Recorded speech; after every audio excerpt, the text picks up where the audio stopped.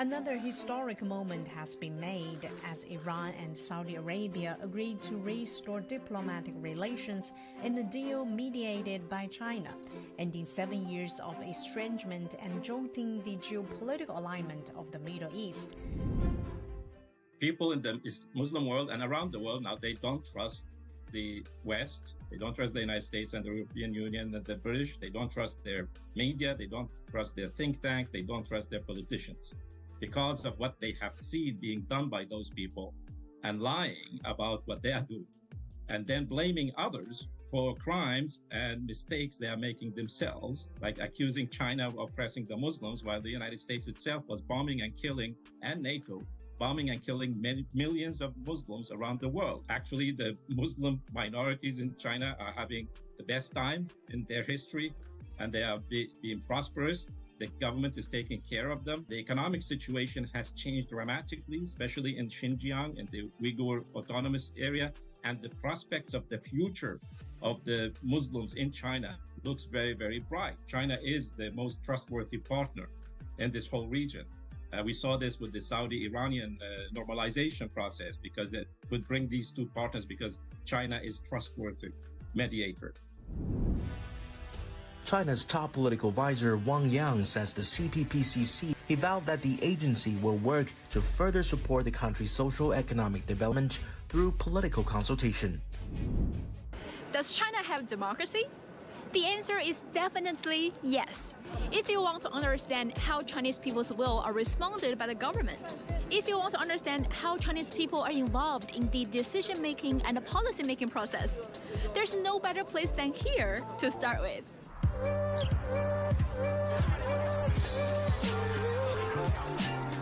everybody. Hi. 请问您是来自哪个代表团呀？新疆代表团。 I'm from Gambia, the Republic of the Gambia, West Africa. I care because the relation of my country and China are very, very cordial. They are very supportive. They are supporting our country too much. Yeah, so this is why we attend this conference, and I think it's very important for the cordial relation between the two countries. I know you've been re-elected as the deputy to the National People's Congress. It's an honor. Thank you. So, how many years have you been a deputy to the national level, and how do you feel this time? Do you feel the burden is even heavier on your shoulder? Well, this is my second term. Very grateful to friends for people placing the trust in me. It's a heavy burden for all of us, 2,900 plus of us, because we're here to help advance our country, to improve people's livelihoods, and this is a difficult time in the world economy. So we need to make changes. We need to move forward with great plan and blueprint from the 20th session to implement them in our national plans. I think we have a lot of great things in store for us. I can't wait for us to together realize it. Yes! Better future for Hong Kong and the rest of China. And the rest of the world. Follows what's been by far the deadliest day of the Israeli-Palestinian conflict in 50 years. It's more than 24 hours now since Hamas launched its military operation on Israel by land, air and sea.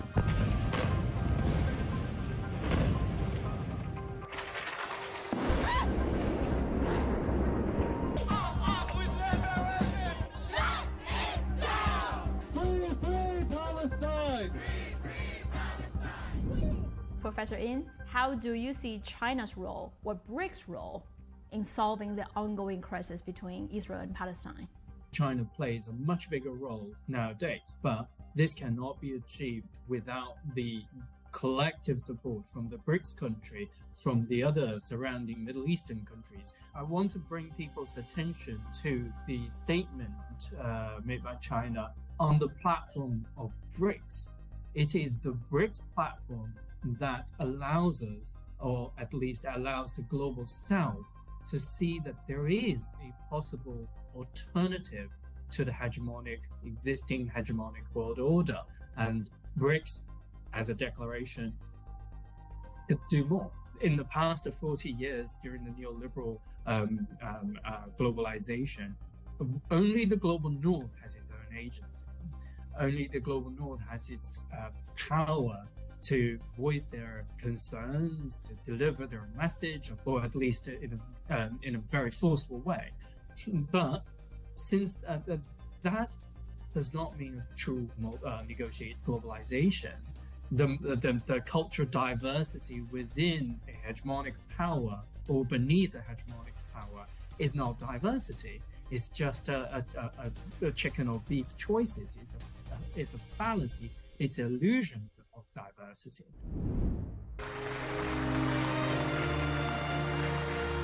It's Beijing's moment as the Chinese capital welcomes world leaders, charting the course for the common good. Chinese President Xi Jinping shared his vision of cooperation between countries under the Belt and Road framework. This week, politicians, leaders, scholars, entrepreneurs, people from all around the world gathered in Beijing to attend the third Belt and Road Forum for International Cooperation and to find a solution for common prosperity. As a reporter for this event, I got a chance to meet my friends from different countries. The other thing is that China's making this extraordinary progress in terms of the living standards of its people, in terms of alleviating poverty, in terms of improving in science and technology and education, all the rest of it. And there's no country in the world that has made the type of progress that China's made as quickly, as rapidly as China has. So it's obvious that the rest of the world has got something to learn about that. What do you think the French delegation can achieve? Or what kind of cooperations can China's side and French side reach this time? I think France is very keen to show that it is an independent power, that it wants to achieve strategic autonomy, which has always been the key word for Macron. So I think it's also part of this, to show that we don't follow the US's voice. We are our own voice with our own independent relationship to China. What's up, everybody? This is Jingjing. Right now I'm in Sahiwa in Pakistan. In this episode, I'm going to show you an amazing project that changed the lives of many people in Pakistan. This is the Sahiwa coal-fired power plant in the province of Punjab. See, back 10 years ago in 2013, 2014, when no one was coming here to invest in Pakistan, the industrialization was going down because of the power shortage in Pakistan. And at that time, someone who come forward and they think that we have to help this country, we have to help our brother country. It was only the Chinese that come up with the plan, that come up with the investment to help their brother country, Pakistan. China not only focusing on the fund and security, they are also focusing on the industrial zones. They are trying to make some industrial zones so that Pakistan can stand on its own feet. Because they think if a person can stand on its own feet, they want to see their brother to be successful, to be their own feet. So I am saying that the economic conditions have been, like you can say, have been going very well after that. Guys, guess where I am? Ta-da! I'm in Dar es Salaam in Tanzania.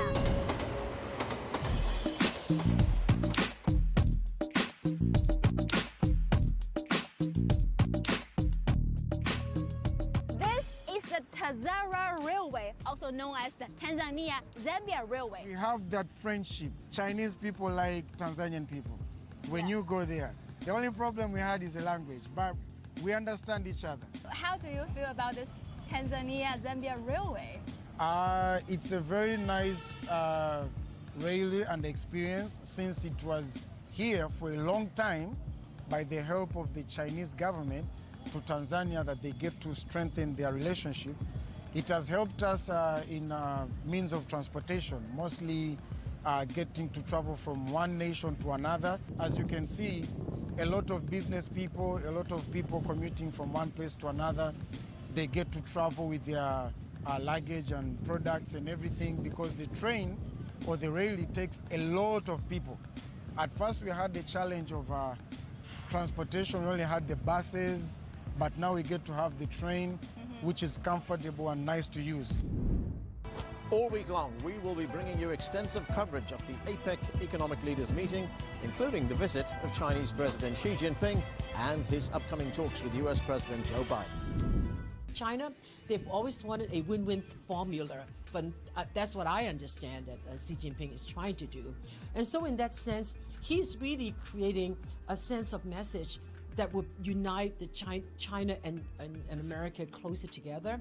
And I hope that will convince the Americans that here is a message of peace. And with that message, let's try to work together. I think the key thing to note is that prior to this, the US has been talking at China, but not talking to China.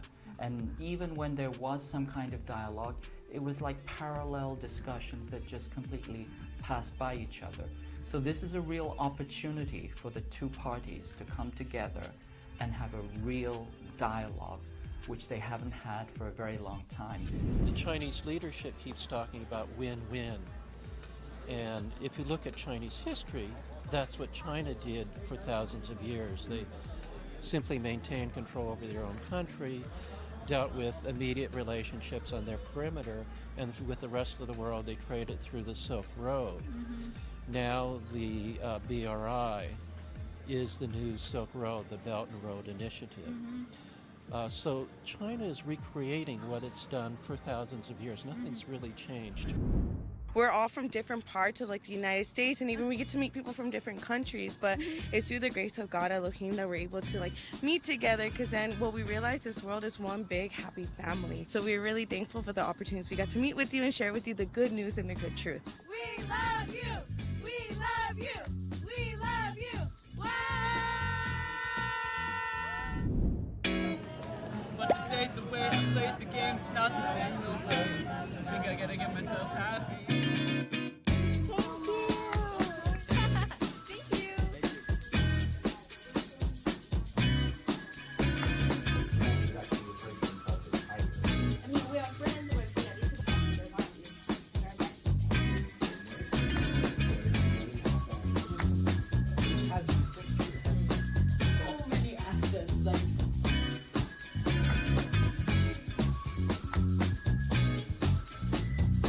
Talking Out with Li Jingjun comes to UC Berkeley.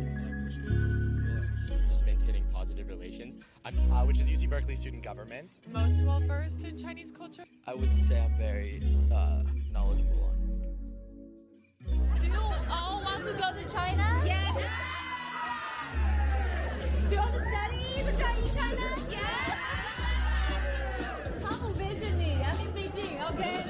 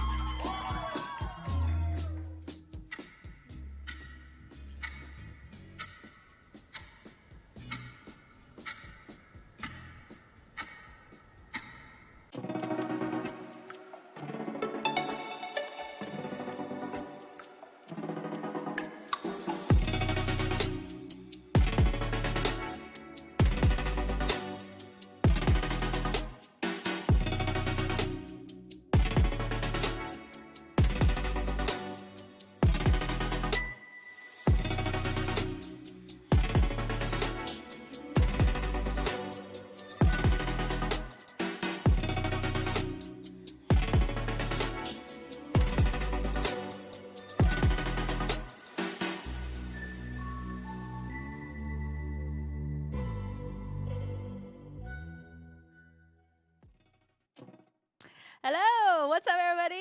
Hi. Welcome to Talk It Out with me, Li Jingjing. Hello, everybody. Long time no see, live. Thanks for tuning in to join this special year-end episode. In this episode, we will try to help you to understand China, recap major events about China in 2023, and analyze the prospect of not just China, but also of the world. So 2023 has come to an end. What's the most memorable events for you? And what's the prospect of 2024 for you? Do tell us in the live chat, and I will read your comments later in this show. So in 2023, we witnessed so many achievements in technology. For example, in the field of artificial intelligence, how many of you have been impressed by the ChatGPT? In 2023, we also witnessed dramatic breakthroughs in aerospace. For example, China has launched 3 manned space flights, and 2 cargo space flights. And we have a group of new astronauts, or taikonauts. And China's Tiangong space station has proven to be a safe and a regularly used space station for space exploration. In 2023, we also witnessed the 2 longtime arch enemies, Saudi Arabia and Iran, restore diplomatic ties.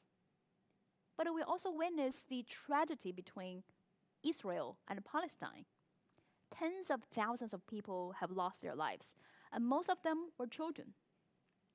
We do hope for a peaceful solution can be reached soon between Israel and Palestine, and also between Russia and Ukraine. In 2023, we saw a rising demand from Global South countries asking for international organizations to give more say to developing nations. And you know what? 6 new countries will join the BRICS. Argentina, Ethiopia, Egypt, Saudi Arabia, Iran, UAE. And their membership will take effect on January the 1st, 2024. And of course, 2023 has been a milestone year for the Belt and Road Initiative, as it marked the 10th anniversary for this grand plan to boost economic globalizations. In 2023, over 4,000 guests from over 200 countries came to China to attend the BRI Forum, to make new friends, to sign new deals. And I personally traveled to several countries in Asia, Europe, and Africa to see some of the BR projects myself, as you saw in the clips of this opening trailer. So basically, China has become a notable character on the global stage. And you're probably so curious about China and probably feel very confused when trying to understand this country. Well, I've been hearing your confusions and curiosities. That's why I'm doing this episode. I invited 5 guests from different fields to answer your questions on China's economy, China's Belt and Road Initiative, China's green development, and China's diplomacy. So all the questions, all the confusions you have probably will be answered in this year-end special live stream. So do stay tuned and leave your comments in the live chat, and leave your comments and questions in the comment section if you are not watching this program live. And you know what? I also selected some very interesting and very powerful comments from you guys on multiple platforms. And I will read them out loud later in this show. So probably your comments have been selected. So do stay tuned in this live stream and tell us what you think. And before I invite my first guest, I also want to please allow me to take a few seconds to recommend you to subscribe to my new platforms. Do you like to use TikTok? If you love short videos, this is my TikTok account. So I also make short videos. For those who prefer short videos, if you use TikTok, please subscribe my account on TikTok. And if you're a fan, love Reddit, I also have a subreddit on Reddit. You see, it's already being rated as top 5 communities on Reddit by Reddit itself. So if you love that, communicating with people from different parts of the world, please go check my subreddit. And do you know I have a weekly newsletter now? For those of you who love reading articles, I created a weekly newsletter on Substack. Every week, I will have this world news, neglected stories and voices delivered to email box. So if you love reading articles, please subscribe my weekly newsletter. So these are my new platforms. Thank you for supporting me for such a long time. So without further ado, let's invite my first guest tonight. So my first guest is already waiting for quite a long time, I think. My first guest, his name is Rasiru Rana Raja. I'm sorry, I'm not pronouncing your name correctly. I wish I could speak your language. Rasiru is the founding director of the Belt and Road Initiative Sri Lanka. So he's from Sri Lanka, but he has been studying and living in China for quite some years. So Rasiru, welcome to the show. Thank you, Jingjing. It's good to be here. How are you? I'm great. Nice to see you. Nice to see you. So, of course, with your background, we are discussing the Belt and Road Initiative. You know, as I mentioned in the opening intro, this year I've traveled to some BRI countries myself to see some of the projects and ask local people how do they feel about it. And the welcome, the enthusiasm from the local people in different continents is quite surprising to me. So, from your perspective, I want to hear from you as the founding director of Belt and Road Initiative Sri Lanka. What does BRI mean for the participating countries? Yes, Jinjin, thank you very much. BRI has become a very hot topic during the last 10 years because it has captured a lot of momentum in the world. It has changed a lot of things. It has impacted a lot of people's lives, especially in the case of Sri Lanka. It was one of the first countries to officially recognize the initiative back in 2013. And it was one of the first countries to implement a BRI project where President Xi Jinping actually visited and inaugurated one of the projects in Sri Lanka. So I believe Sri Lanka is sort of in the main charter of the BRI. So I believe many now understand the former model of development is far gone, and now people are looking towards more cooperation between the countries and developing of the infrastructure. I tell this asset-based development because before we were based on debt-based development. We were given loans by World Bank or multinational organizations, and which were not very sustainable for us for long term. But through BRI, we have come to develop asset-based development structure, which has impacted a lot of lives in Sri Lanka, and direct, indirect implications are there in the society. There are many stories and sectors that they have shown progress in Sri Lanka. Mainly saying, if you take Sri Lanka, the port sector is one of the key sectors throughout history, throughout hundreds of years. So port trading is one of the main industries that Sri Lanka strategically developed throughout years. Before even during the ancient times, we were developing ports. That's one of our models based on our location. So in the last 10 years alone, Chinese CM Port Holdings alone have invested about 2 billion USD in developing Sri Lankan ports and having joint ventures with Sri Lanka. So there's many stories. So all in all, I think BRI is it's more than a development project. It has so much of wisdom in it. If you go through it, how it connects people, not only through investments, through historical links, through people link, through policy coordination. We have 5 pillars of BRI. So it's sort of a new philosophy for the global South to understand how to develop it with each among us, and it gives the freedom for countries to adapt to new policies and to change its course and to find a common ground or consensus between all countries. So I believe it's a very successful project, no matter, we see a lot of negative news about it. Yeah, especially when you come from Sri Lanka, forgive me to ask you this question because Sri Lanka has been on the headline on international media because of the economic crisis it's going through since last year, probably started several years ago. And many countries, particularly those countries haven't joined the Belt and Road Initiative, of course they will blame China for causing the debt crisis in Sri Lanka. They blame BRI for causing the debt crisis in Sri Lanka. So what is the real situation? So what really caused the financial crisis in Sri Lanka? Can you tell our viewers the bigger picture? This is definitely not true.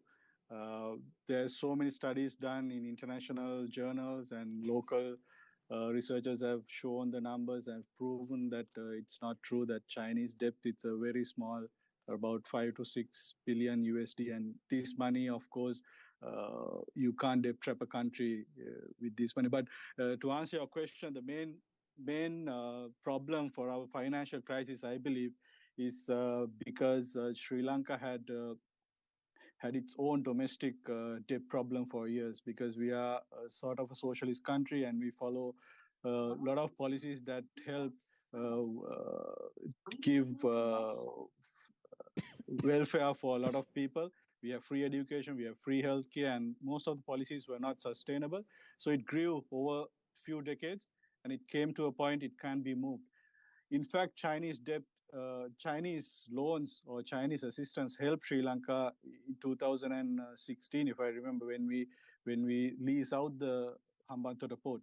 So when we lease out the Hambantota port in 2014 or 15, I remember, the money that we got from CM Port Holdings, that money was not used to pay off the loan. So if you go and check the numbers right now, the Hambantota port loan, which we got from China, the loan still exists, and Sri Lanka government was not default in that loan. We continue to pay it because the interest rates are very low, and it's very sustainable for us to continue that loan. So what did Sri Lankan government do with the 1 billion we got from CM Port? Sri Lankan government used that money to pay off the high interest loans which were held by other multilateral organizations, like the ISBs. So this money was used to take Sri Lanka out of a debt trap, which we would have been in a debt trap back in the day if we didn't find this asset-based development. So in fact, Hambantota Port helped us at that time by investing this. So I think this has been told locally a lot. There is no form to say that Chinese loans are giving any debt trap, because asset-based development, as I said, roads, bridges, ports and airports, these are important for the country, not for a few years, but for the future. For next 50, 100 years, it can be developed a lot. So we see the benefits out of it. If you take, for example, Hambantota Port, it's the main business model is ro-ro vessels. That is roll in, roll off. You bring cars and you put it, you stock it there and you send it to another place. So that business have grown over 300% compared to the past, compared to the time the company has taken over, right? And they have put gas tanks there, and they have new business models down there, investing in refinery. So the whole region could develop, which can create a lot of jobs. Apart from that, the Colombo port, which CM Port came into the Colombo port back in 2010, I think. That port is also now one of the biggest terminals, most busiest terminals in the world, actually. And it has given about 200 million of royalties to the Sri Lankan government throughout the years. So this brings a lot of foreign capital to the country, and it builds business in the country. So I believe most of the projects are now converting into benefits of Sri Lanka. So I believe the debt trap narrative or the whole financial crisis, we are able to get out of it because mainly we're building the infrastructure in the last 10 years. This is one of the smartest things I think Sri Lankan government has done. I think I read the news that IMF provided billions of loans to Sri Lanka to solve the problem. I'm wondering to what extent can that help Sri Lanka to deal with the crisis as well? So I'm not a big fan of, these multilateral lendings, because there is a lot of documents you can read throughout how the West Africa was flooded with IMF loans, and many African countries, they have examples of IMF loans and how they put like very strong capitalist ideas in small economies like 80 billion. Sri Lankan economy is 80 billion with 20 million people. We can't go through a big, very strong capitalist model. Eventually we can, but not at this stage.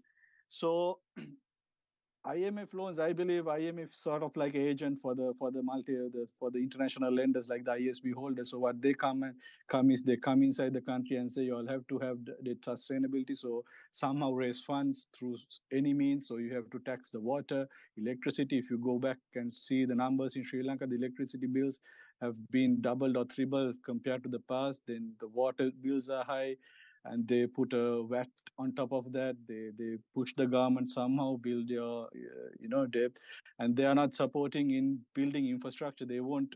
IMF would never go in with a project like a port, develop a port, because it's long time development. Its returns takes long time.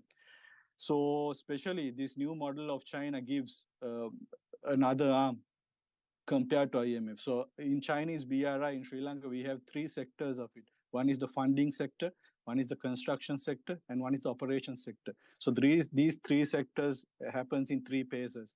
Okay, so if a country needs to build a port, normally what they do is go to the IMF and say, okay, we need a port, la la la, and they check the numbers of the country, and the IMF say, oh, you can't do this. First, build the capital, and then let's see what you can do. But what China do is they give a loan for a concessional rate and ask the government what you want to do, how you want to. Then the government award it to, it's a decision of the government whether it goes to a Chinese company or not. If it's for a Chinese company, they give a construction model for it as well. Then they help it through construction, right? Once the construction is finished, you go to the third phase. That is the operational stage. So if the country is unable, because to operate a port, not all countries know how to operate a port. It takes a lot of, know-how and new technologies and all that. Operation models, management models, it all should come through.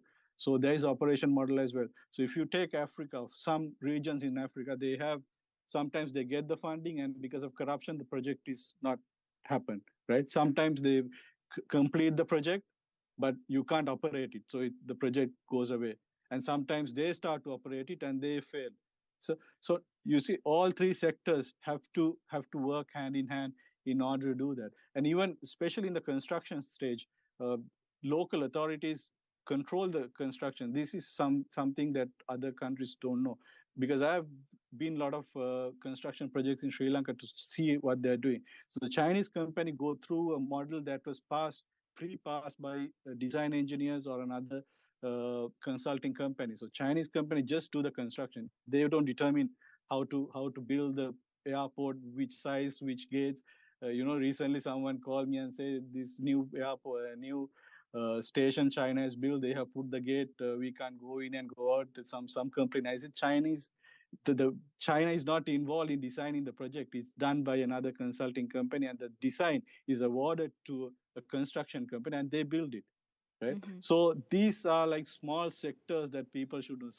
Because many things, okay, China comes and they do everything how they want and they go. It's not like that. There's a lot of consensus between the locals, between the local government, and so on. So all in all, I believe IMF, we are going forward with IMF because there's no other option for us right now in Sri Lanka.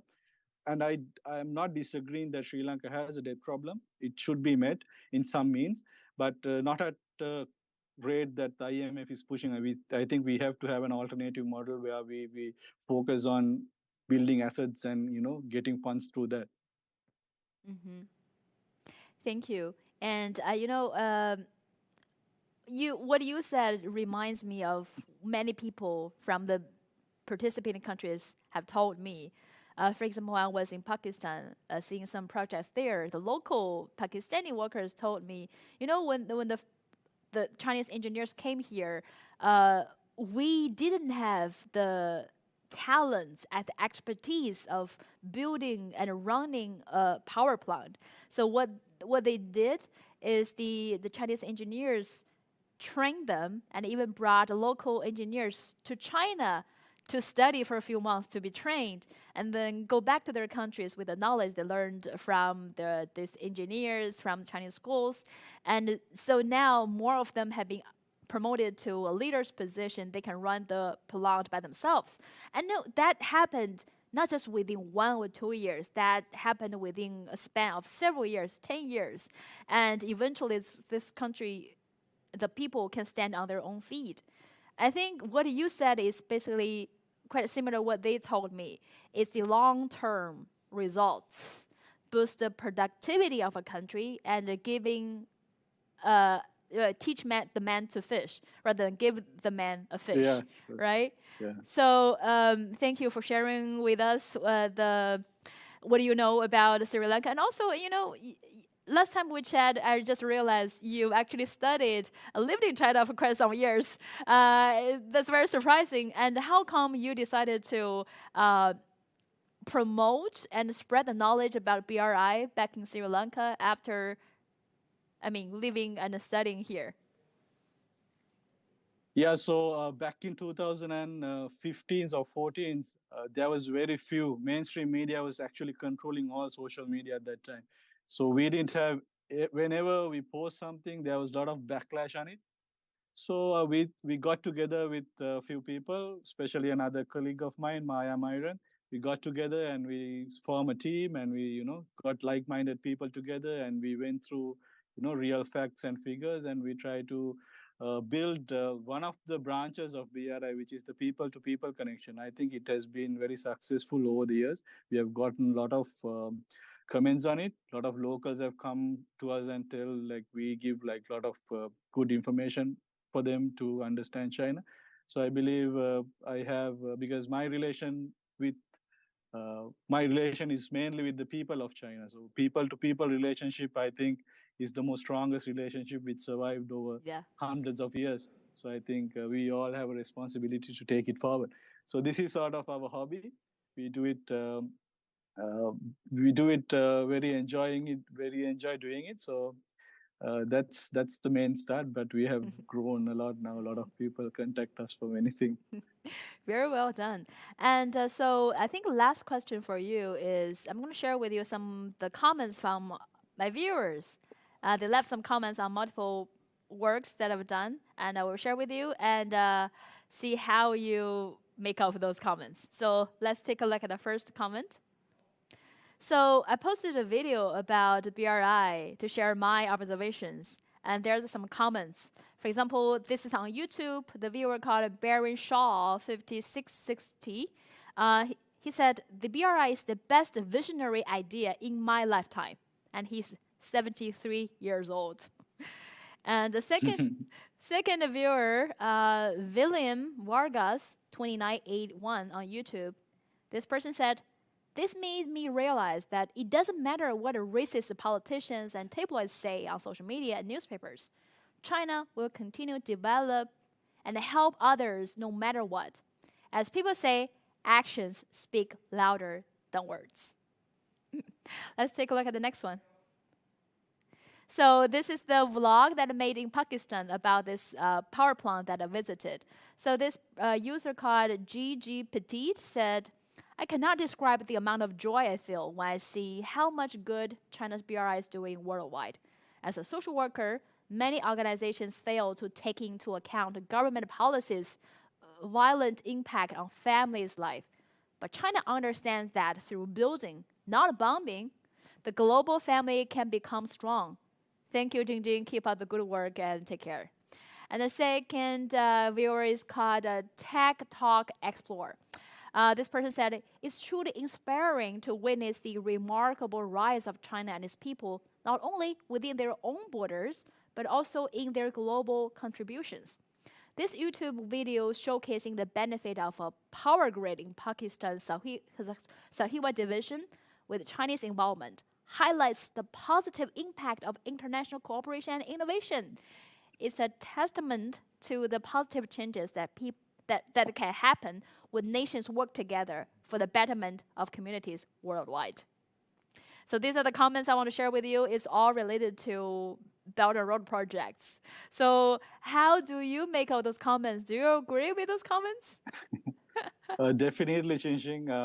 Just to add the conclusion remarks, as we know, anyone who actually read the history knows what China is. It's a massive kingdom for centuries, and it has maintained the peace in the region and shown leadership to the region. Because we only read the history of last 300 years, which was written last 300 years. You know, we make all these Alexander the Great and all these small empires like very big through Hollywood and all that. But if you analyze the real history of China and the way China has maintained much more larger kingdoms, not only through military means, but also through art, culture, philosophy, religion, and you name it. So it's a massive country, and it's good to see that China is coming up in a peaceful way, which is not surprising because China has the know-how for centuries, not for 200-300 years. And I think they are doing it successfully. If you see the issues we have right now, even at the Red Sea, even in Palestine, China is not pushing anything. If it's a ex-country, they would have gone and blasted everything off. But China has that maturity in dealing with problems. So we saw what happens in Saudi and Iran, which is very matured. I think a lot of leadership will be shown in the region, and it's good that people are understanding this in a sense of maturity. And also, as I told you last time we met, a lot of Chinese youth are very informed about things which is happening. So it's a good positive view which we can happen. The new generation is actually knowing the real facts. So it's a good news for us. So I think you're also doing a very good job with very strong content. So I believe we are in the right track to have a very successful region and the future Europe in the ASEAN region, probably. Thank you so much, Rasiru. This is the first time that you are on my show. I do hope that you can come to my show more often to discuss BRI. So thank you so much, Rasiru. And I invite you to come to Sri Lanka and do a program as well. I will. Do invite me. I would love to go to Sri Lanka. Okay. Thank you for joining us today, and see you next time, my friend. Thank you very much, Xi. Wow. So to those of my longtime fans, this is the first time for you to see Rasiru on my show. But it's good to hear someone who is doing work for the Belt and Road Initiative, hear his perspective on the ground, rather than just hear my perspective. So I love the conversation. It's really interesting. But okay, so this is the first topic, Belt and Road Initiative, but we have to talk about China's economy, right? Recently, I've got asked by so many people, what's the China's economy is really like?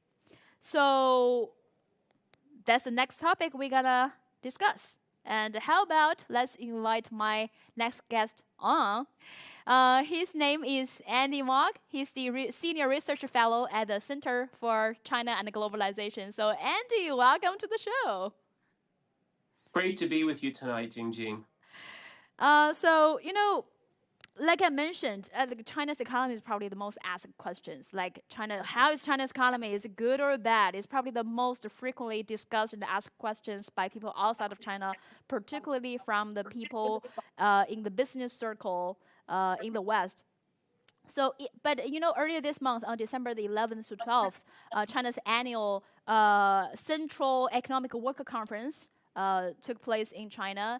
And I think if you read the full comprehensive readout, I think it conveyed a quite a clear message that economic growth is the top priority for China. So do you agree with this? And what's your takeaway from China's Economic World Conference?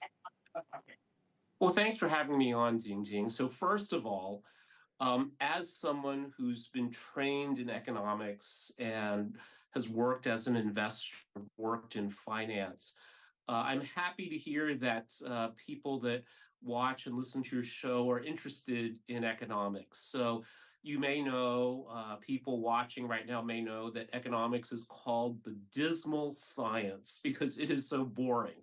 So I'm happy to hear that there are people interested in this. Let me start by putting some context around this year's Central Economic Work Conference report. So 45 years ago, in 1978, which may sound like a very, very long time ago, but it's really only not even one human lifetime. The many, many people in China were far less well off than they are today. Most people aspired. This was their aspiration, their dream.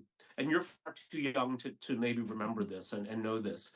But their dream was to own a bicycle and a wristwatch. So the people that are listening in the West, may not completely appreciate this, but I know there are people listening and watching in Africa, in parts of South Asia, Southeast Asia, for this is their reality. And in 45 years, China's economy, the country as a whole, would be completely unrecognizable because of the prosperity. And I have a good friend at Tsinghua University who joked that she's about my age, said that when she was 8, she worried about getting enough to eat. When she was 18, she had to worry about losing weight.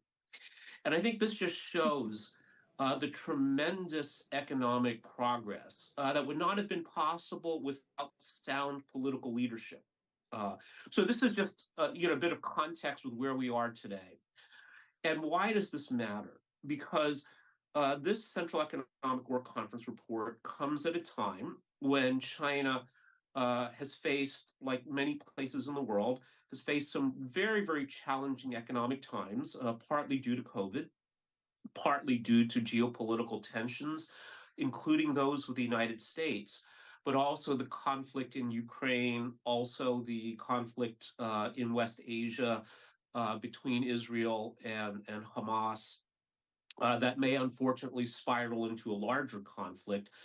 That these are very, very uncertain times. So business people, investors, even individuals who might be managing their personal investments, of course, care about the outlook for China's economy. So my takeaway from this is that it's a confirmation and a validation that the political decisions, the economic decisions that have been made are largely correct. So there are no major changes necessary. And again, I think this shows the strength of the Chinese system in that politically there is continuity and there is predictability. And for business people and investors, predictability and consistency are so important. So I think this is one message. The second message is that one of the most important statements was that we must adhere to high quality development. This is the hard truth of the new era. And like many Chinese political statements, we have to unpack it to really understand the complete implications. So first of all, while I think it's no one, even the most negative China hawk, can dispute China's economic miracle since economic reform. There's a lot of questions, skepticism, doubt. Some of it is in good faith. I think some of it is malicious about the outlook for the Chinese economy.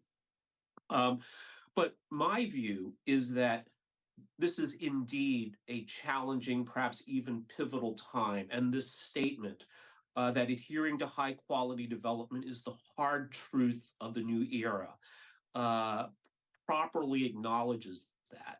So, as a business person or as a former business person, I read a lot of business books. And one of my favorite business books, because of the title, is called "What Got You Here Won't Get You There: How Successful People Become Even More Successful."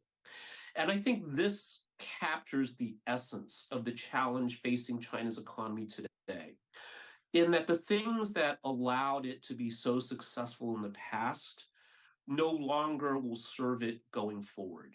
So a large, low-cost labor force, attracting foreign investment and foreign technology, investing in infrastructure.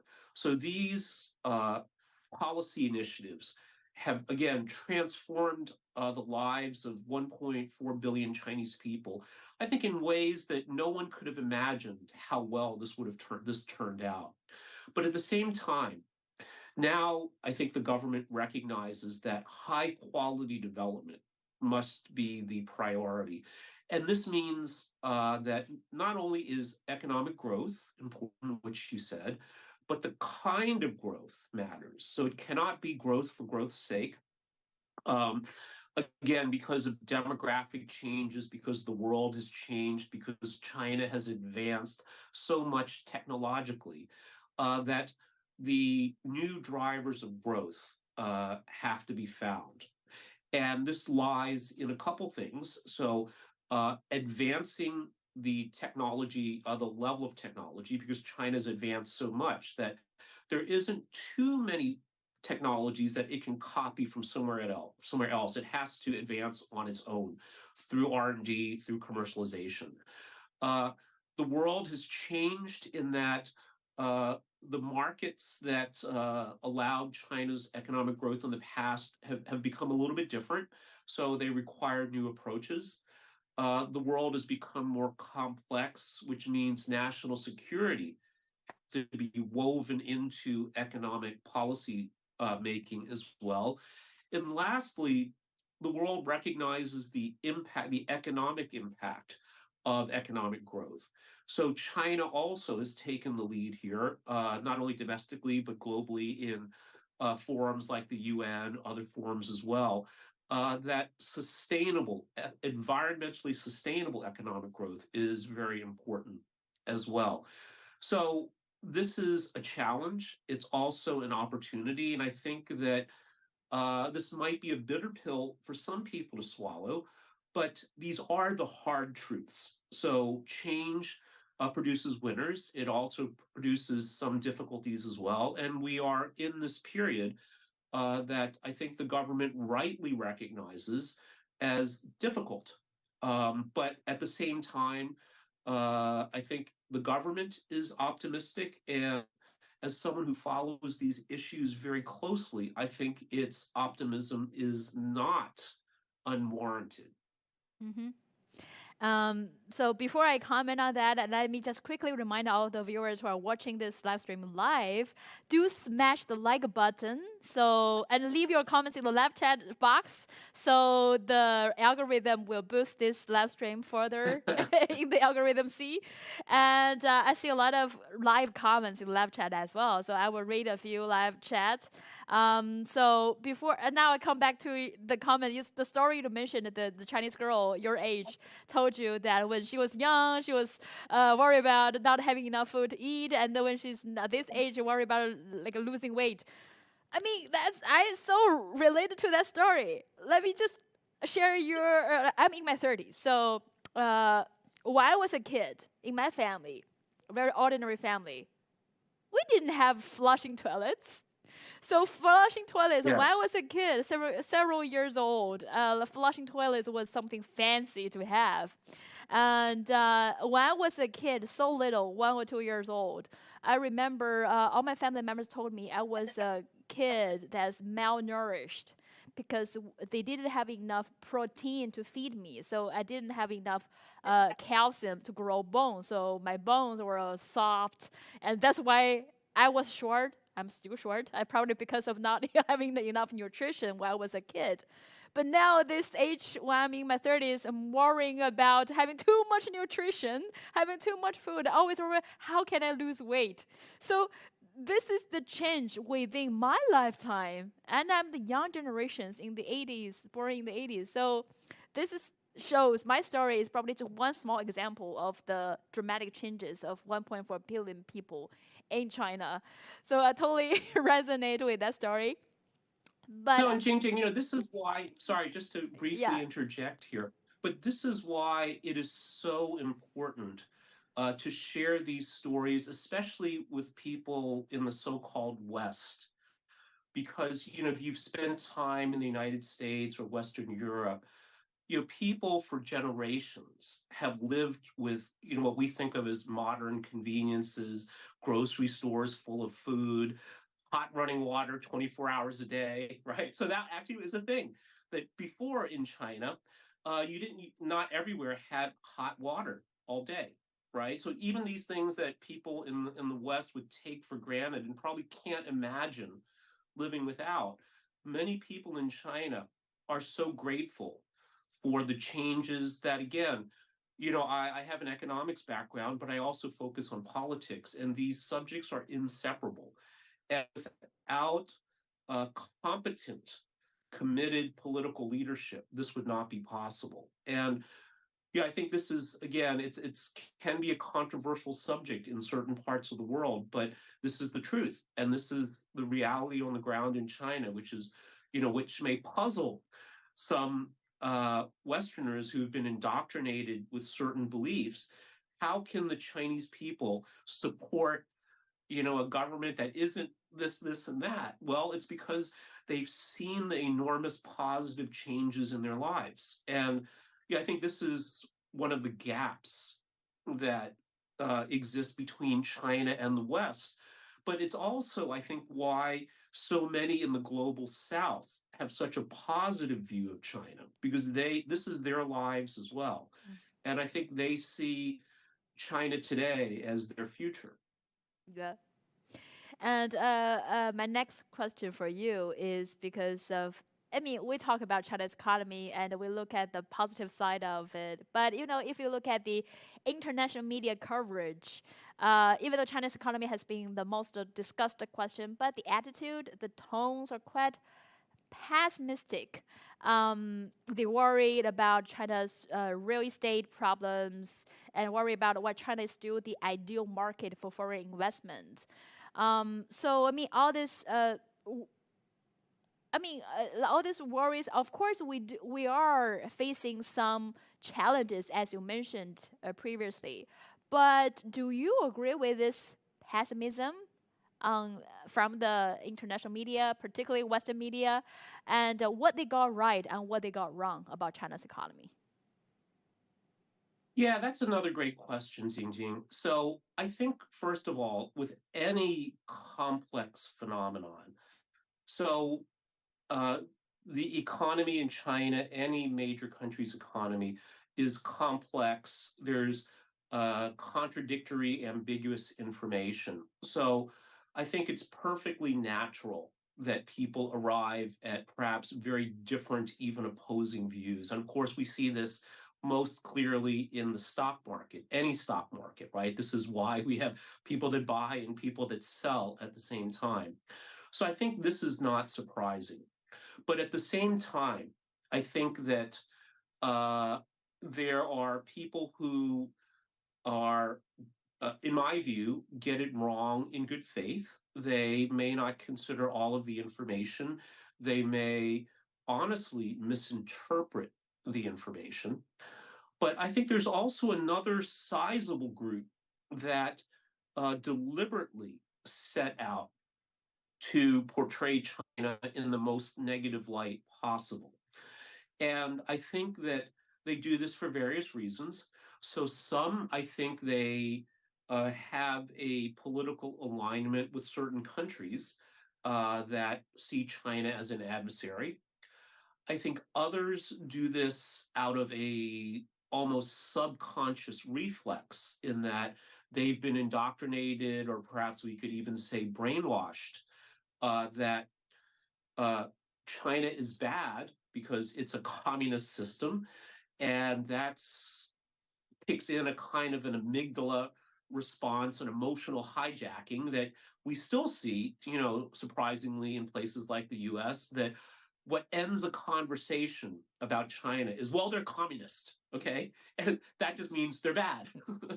and thoughtful people or dig a little bit deeper, right? So I think this is a lot of what is driving this. And I think it's also important to point out that for these people, in a way, talk is cheap, right? So there are no consequences to them writing negative stories about China. When you look at the people that where their views matter, so investors, business people, they generally are far more positive about China. And you look at also because they have actually experienced making money here, whether you're a Fortune 500 corporation, whether you're a financial investor, many, they're certainly recognize the challenges that China faces. And here I think it's important to point out the perspective of foreign business people and foreign investors. Certainly there's less optimism than was 20 years ago. And why is that? So 20 years ago, 30 years ago, Chinese domestic companies were far less competitive. Chinese consumers were far less discriminating. That more or less, if you showed up, you probably were able to make money. Today, we see companies like Huawei. We see companies like BYD. We see a host of other companies. We see companies like Luckin Coffee, right? These are all formidable domestic players and also formidable, some of them, formidable global players. So it's much more difficult for a foreign company to make money in China today because it's gotten much more competitive. While incomes have risen in China, which is good for business, there's more money that people can spend. But at the same time, there are many people like you that travel around the world, have been exposed to the best in class, whether this is fashion, whether this is dining, whether it's sporting equipment, and they're discriminating. So the Chinese consumer is much harder to win over. So this is difficult, but at the same time, the rationale for being in China for many foreign businesses have shifted as well. Because now it's not only about the China market, which of course is growing, but also more competitive, but it's also because so much innovation is happening in China today. So you may remember, or you may not remember, but once upon a time, people said that Chinese companies cannot innovate, first of all. Second, they said that China could never have a successful commercial product in the West, because even if they could close the technology gap, there's no way the Chinese can understand.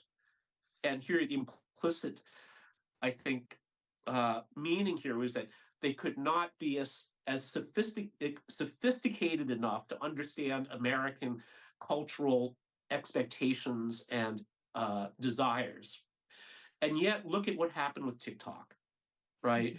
So this means that for many foreign businesses, whether you're a German automaker, even whether you're an American athletic wear company, you have to be in China, not just for the market, but to see what's going on so you can remain globally competitive.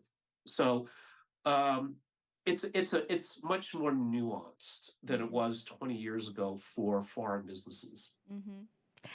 That reminds me of a joke that we poke fun at ourselves many years ago. So we Chinese, we sometimes we say, here, stupid people, lots of money, come fast.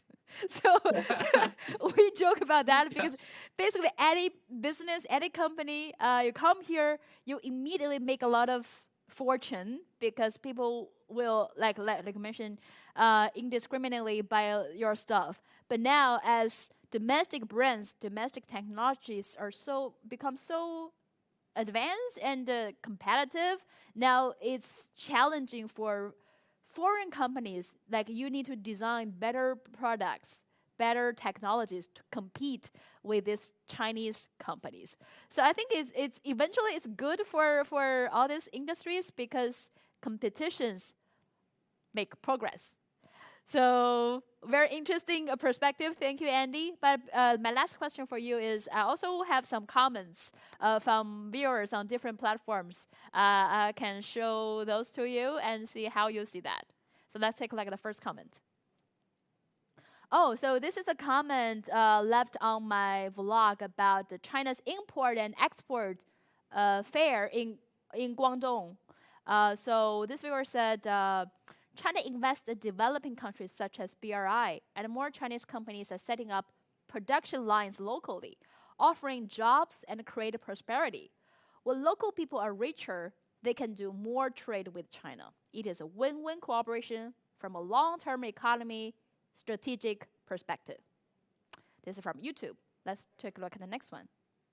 Oh, so this is the interview. This is the interview I did just in October in San Francisco. So I interviewed this American scientist, John Walsh, and he said if America blocks China's tech companies, it probably will hurt American tech companies more than hurting Chinese companies. And actually, a lot of viewers left their comments on TikTok. For example, this person said China is doing amazing scientific work. This year, they've now hold the record for longest nuclear fusion, artificial sun, amazing work in space too. And last year, China completed their space station Tiangong mission in Mars and moons. China achieved many engineering feats with the world's biggest hydro dams. China has most high-speed rail in the world. China made the first ever operational thorium energy reactor, better and safer than nuclear energy. China built the largest highway network in the world, largest quantum communication network, largest radio telescope dish. And China builds more skyscrapers in the world. They have brilliant engineers that create many innovative machines and techniques build mega projects. I don't know who this viewer is, but clearly this person knows a lot about China's technology. Very knowledgeable. Yes. Very knowledgeable. So, how do you take this comments from viewers? Do you think they making a fair point? I do. So, again, Jingjing, if we look at this from a more historical perspective, and I used to work in venture capital and private equity, looking for making investments in Chinese technology startups. It's rational. So when China was poor and undeveloped, it actually it would not be very smart to invest a lot in R&D because you're much better off just importing licensing technology into China, right? Because in business, there's different kinds of risk. There's market risk. Do the customers want what you're selling? There's execution risk. Can you actually run the business in a way that would be profitable? And then there's technology risk. If the product doesn't exist, can you actually build it? So even if people are willing to pay for it, you have the distribution retail channels to sell it. But if you actually can't build the thing, you're going to have a failed business. So business is all about reducing risk. So it made sense to do that. At the same time, from the beginning of reform and opening, Deng Xiaoping talked about, the 4 modernizations, and science and technology was one of them. And again, this is where political leadership in terms of consistency and predictability is so important, that this has been a common theme and priority for 45 years, which is why we see so many of these achievements. And I think we can expect to see many, many more in the years ahead. And, I know we all are probably paying attention to semiconductors as one very important field. And China's making some important breakthroughs. It's not only SMIC, but when we look at places like Tsinghua doing research into new models, where we think of lithography, right? So with a chip, you have to actually etch the pattern onto a chip. There's a company in the Netherlands called ASML that has the most advanced technology to do this, but these look like tractor trailers, right? And they have to be shipped. So China at Tsinghua is developing a model that is enormous. It's like several football fields, right?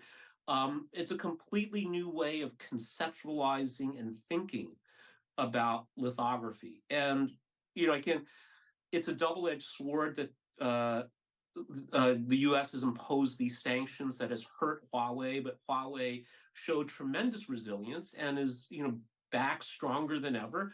I think this will be exactly what happens with China, but it will hurt the U.S.'s long-term technological competitiveness, which I think is the person that posted alluded to. Mm-hmm.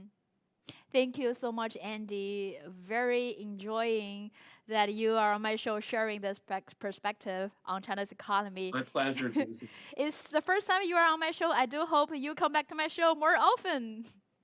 Absolutely. Thank you for having me. Thank you, Andy. And everybody hit that like button. Yes, smash that like button. Let more people hear Andy's perspective, Absolutely. China's analysis on China's economy. Thank you so much, Andy, and see you next time. Thank you, Jingjing. Okay, bye-bye. Bye. Wow, so I already have 2 guests coming up. 2 guests came up and 3 more guests waiting to share their analysis. But before I invite the next 3 guests, yesterday I did a poll on my YouTube community and my Twitter. So I can share with you the results, because yesterday I asked people what topics about China do they care the most, and what about China, which aspect they care the most about China, or what aspect they concerned the most. And here's the answer. Let's take a look at the poll on Twitter first. So, within 24 hours, 856 votes were casted. A lot of votes. But among them, 37.7% chose that they care or worry that China's impact on global order as China rise. But also important, probably equally important, is people care about China's economy and the Belt and Road Initiative. Almost all have 25% people voted on these two topics. So this is the results on Twitter. Thank to all of you who voted on this poll on my Twitter. And also, let's take a look at the poll on my YouTube community. So YouTube allows more options on the choices. That's why I listed 5 choices. So within 24 hours, 522 votes were casted. And 42% of them chose that they cared or worried China's rise and its impact on global order. They eager to hear analysis from my guest tonight to analyze China's rise and its impact on global order. And also, I think the results is quite similar to Twitter because 16% of people chose that want to know more about China's economy. Is it good or bad? Andy already just shared his analysis on China's economy, and 15% chose Belt and Road Initiative and its impact. And our first guest, Rasiru, just analyzed the impact of Belt and Road Initiative on Global South. So these are the 2 polls. Thank you all casting the votes on my 2 platforms. But I also want to share with you some interesting comments from my Reddit. Because earlier this year, I posted a short video of how China built a train station in 9 hours. This video is probably just 1 or 2 minutes long. But this video got 4 million views on Twitter. On Reddit, a lot of people also talk about it. But look at the comments from these viewers, because other viewers from different countries start to troll their own countries. It takes the US 9 hours to come up with a plausible lie to cover gross incompetence and failure to do basic maintenance after disaster on their rail system. Another said, in US, we have 20 overpaid consultants and contractors that sit around doing nothing, while they have 1 hardworking, underpaid immigrant doing all the work. Another user said it would take Germany 9 months at 9 times the cost. Another said they've been working on high-speed rail in California since 1996. I will give you a guess how many stations we've got so far. More people start to, they are building ladder on Reddit. For example, the next user said, in the UK, it takes 3 months to do absolutely nothing to a road. In Germany, it takes 3 days to fix small technical issues in the railroad system. In Finland, it takes 3 years and accounting to dig a 15-meter pedestrian tunnel under a railway. I mean, I'm a little bit surprised and shocked to see all these comments about a short video that I posted about how China built a train station in 9 hours. I understand your struggles, but I think these problems can be solved if, for example, many countries joined the Belt and Road Initiative and work together, because I think through the Belt and Road Initiative, many key infrastructures have already been spread to many countries in Global South. And these infrastructures are crucial for developing economy and improving people's living standards. So thank you for leaving the comments, but let's hope for the best. I think we can make a change. Thank you all. So now, we have been doing this show for more than 1 hour. So how about let's take 5 minutes break. And after 5 minutes, I will have 3 more guests to share their analysis on environment, on BRI, on Global South, and China's impact on the global order. So don't go away. Leave your comments. Stay tuned. See you in 5 minutes.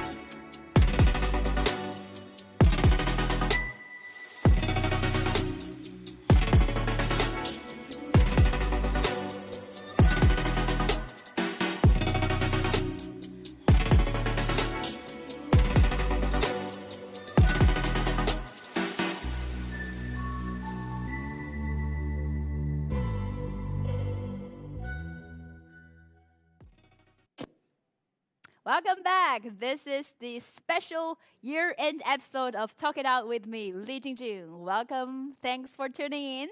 And thanks for staying with us. I already got many people leaving their comments in live chat. I can read a few. For example, this is from Facebook. Zakir Hossein said, China help all world supply all over the world. And this is on X or Twitter. SRS_1. This person said, the people who criticize China are the ones who only know China through Western fake news media. Thank you. I know all of you on live chat, Huang Tua, Yi Chen, all of you have been keeping the live chat going. Thank you so much for this very important feedback. For example, this person is from YouTube. Tanatar13 said, China has much more than cheap labor and automated manufacturing going for it too. Every stage of development, manufacturing can be done in China at incomparable scale in one hyper-efficient system. Thank all of you for keeping the live chat going. Thank you for supporting me. And before I invite my next guest, let me quickly remind you that I have new platforms. On TikTok, and I have a weekly newsletter on Substack, and also I'm on Reddit. Please go subscribe all my platforms. And now let's move to the next major topic: green development. And joining me in this section is Erik Solheim. He is the director of the Green Belt and Road Initiative and the former executive director of UN Environment. So, Erik, welcome to the show. Thank you so much, Jingjing. It's my pleasure to be on your show. My first question for you, because you've been to almost all climate conferences since 2007. And if I ask you, what is the biggest surprise, biggest change over the years in terms of helping us transition to renewable energies, what the answer will be? There are two big shifts in my view. One is the shift from Europe to Asia, and in particular China. And the other is the shift from diplomacy to economy and the political economy run by governments and business. When look, 10 years ago, if anyone asked me, where shall I go to get the best technology, the best practice to change the world in a greener direction, I would always answer, please go to Brussels, that's the capital of the European Union, or you go to Berlin or to Paris, because at the end of the day, the European Union is the driver of the green development in the world. Someone asked the same question today, I would say, please go to Beijing, or if you cannot go to Beijing, maybe you should go to Shenzhen or to Hangzhou, to the big Chinese cities which are leading the transformation. Or if you don't want to go to China, well, then you go to Jakarta or Delhi, because Asia is now in the lead. And this is an enormous transformation, because European Union was in the lead. It's not that the European Union is not doing something still, but China is now the lead on every green technology. 60% of everything green, solar, wind, green batteries, green cars, whatever you point to, is coming in one country alone, and that country, of course, is China. The other big transformation is, in the past, there was a lot of focus on the text which were negotiated in these climate talks. That's now basically, I won't say irrelevant, but it's not the main story. The main story is business. And again, here China is in the lead, because China has sorry for myself and Europe and North America, what we basically lack in the West these days.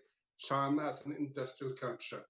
Have millions of young people who want to be entrepreneurs, who want to study to be engineers, or who are an educated working class. I mean, back in the heydays, of course, the American car industry in Detroit had that, but the West doesn't, at the moment, it's not able to compete with China in all these green sectors.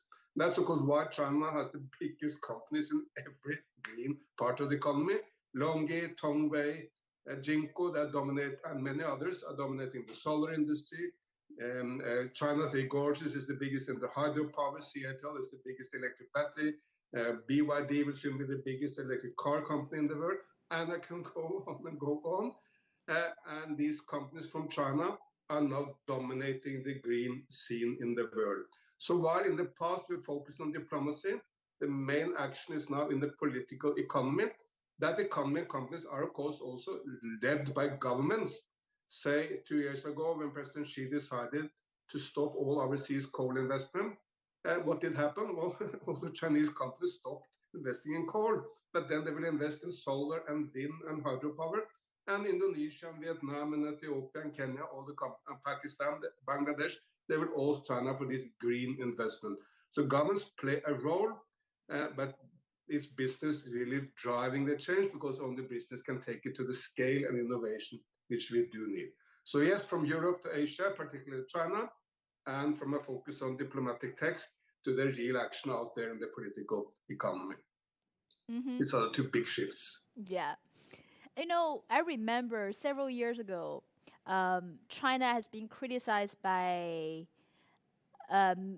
international media, international institutions for its environment policies, for causing, for example, pollutions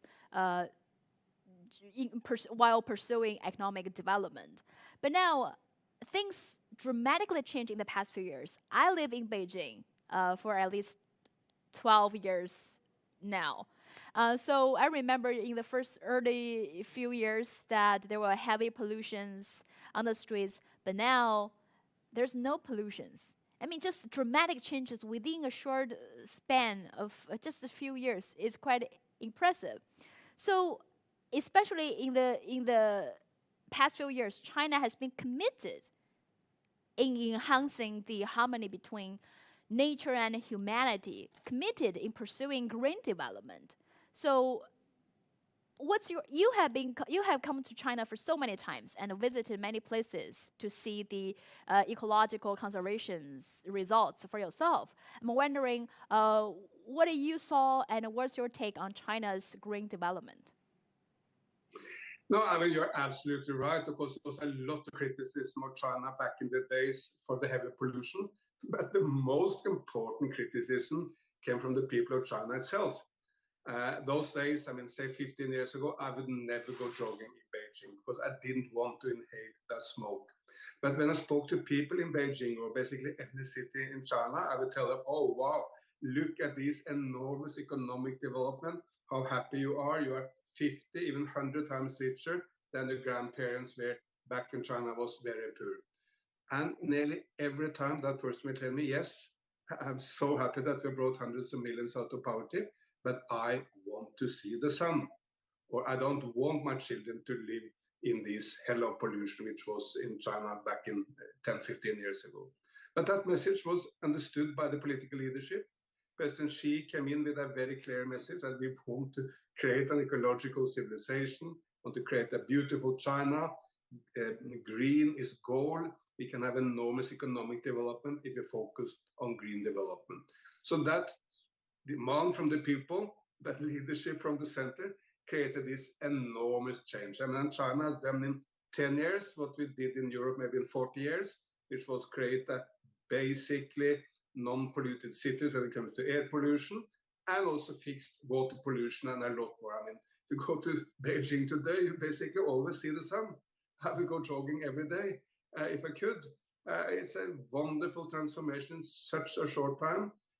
I knew very well Li Ganzhi was the Minister of Environment at the time. He's now on the Politburo of the Communist Party.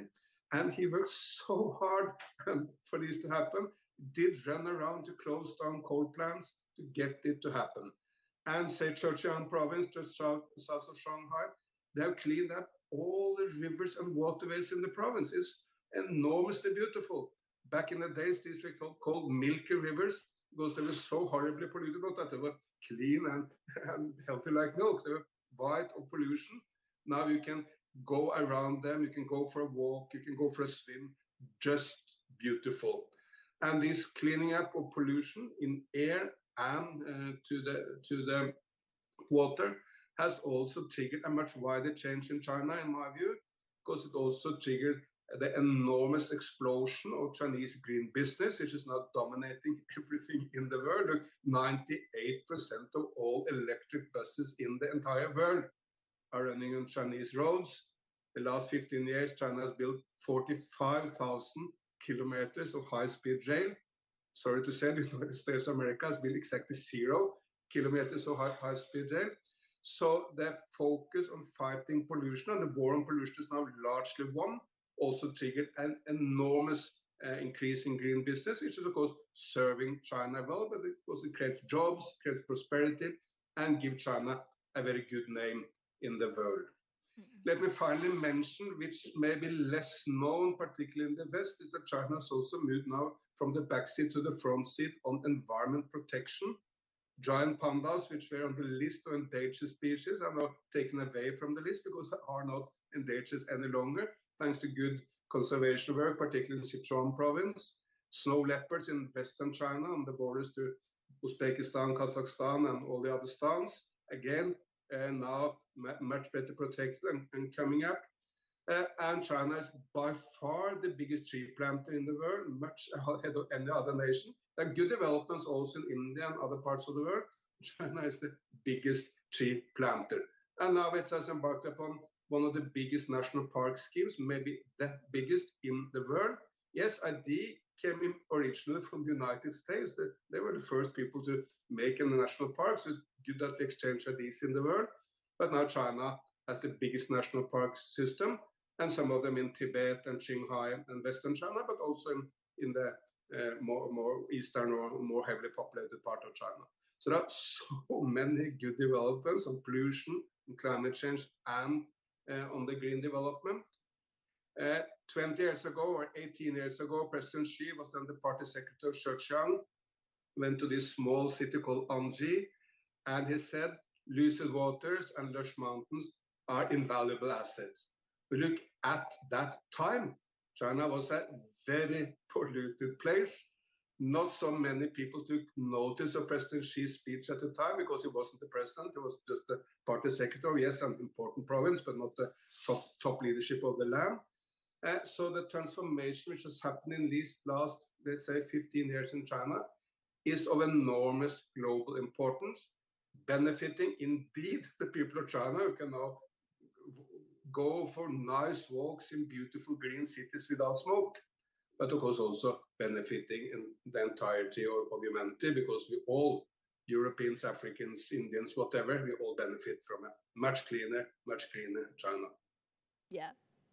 You know, the phrase that you just mentioned, that lucid waters and the lush mountains are valuable assets, this phrase in Chinese is called 金山银山就是绿水青山.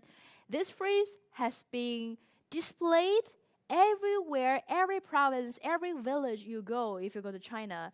And it's a phrase that everybody, government officials, remember and keep telling people. You know, even we pursuing economic development, but don't forget that we need to protect the natural environment. We cannot take everything from the environment. So I mean, that's the spirit nowadays. When one of the key features of high quality development that China is committed to, I think is just how can we achieve sustainable development while keep the environment sustainable. I mean, that's so important. But I want to move to the next question that I have for you, because now I think it's also frequently discussed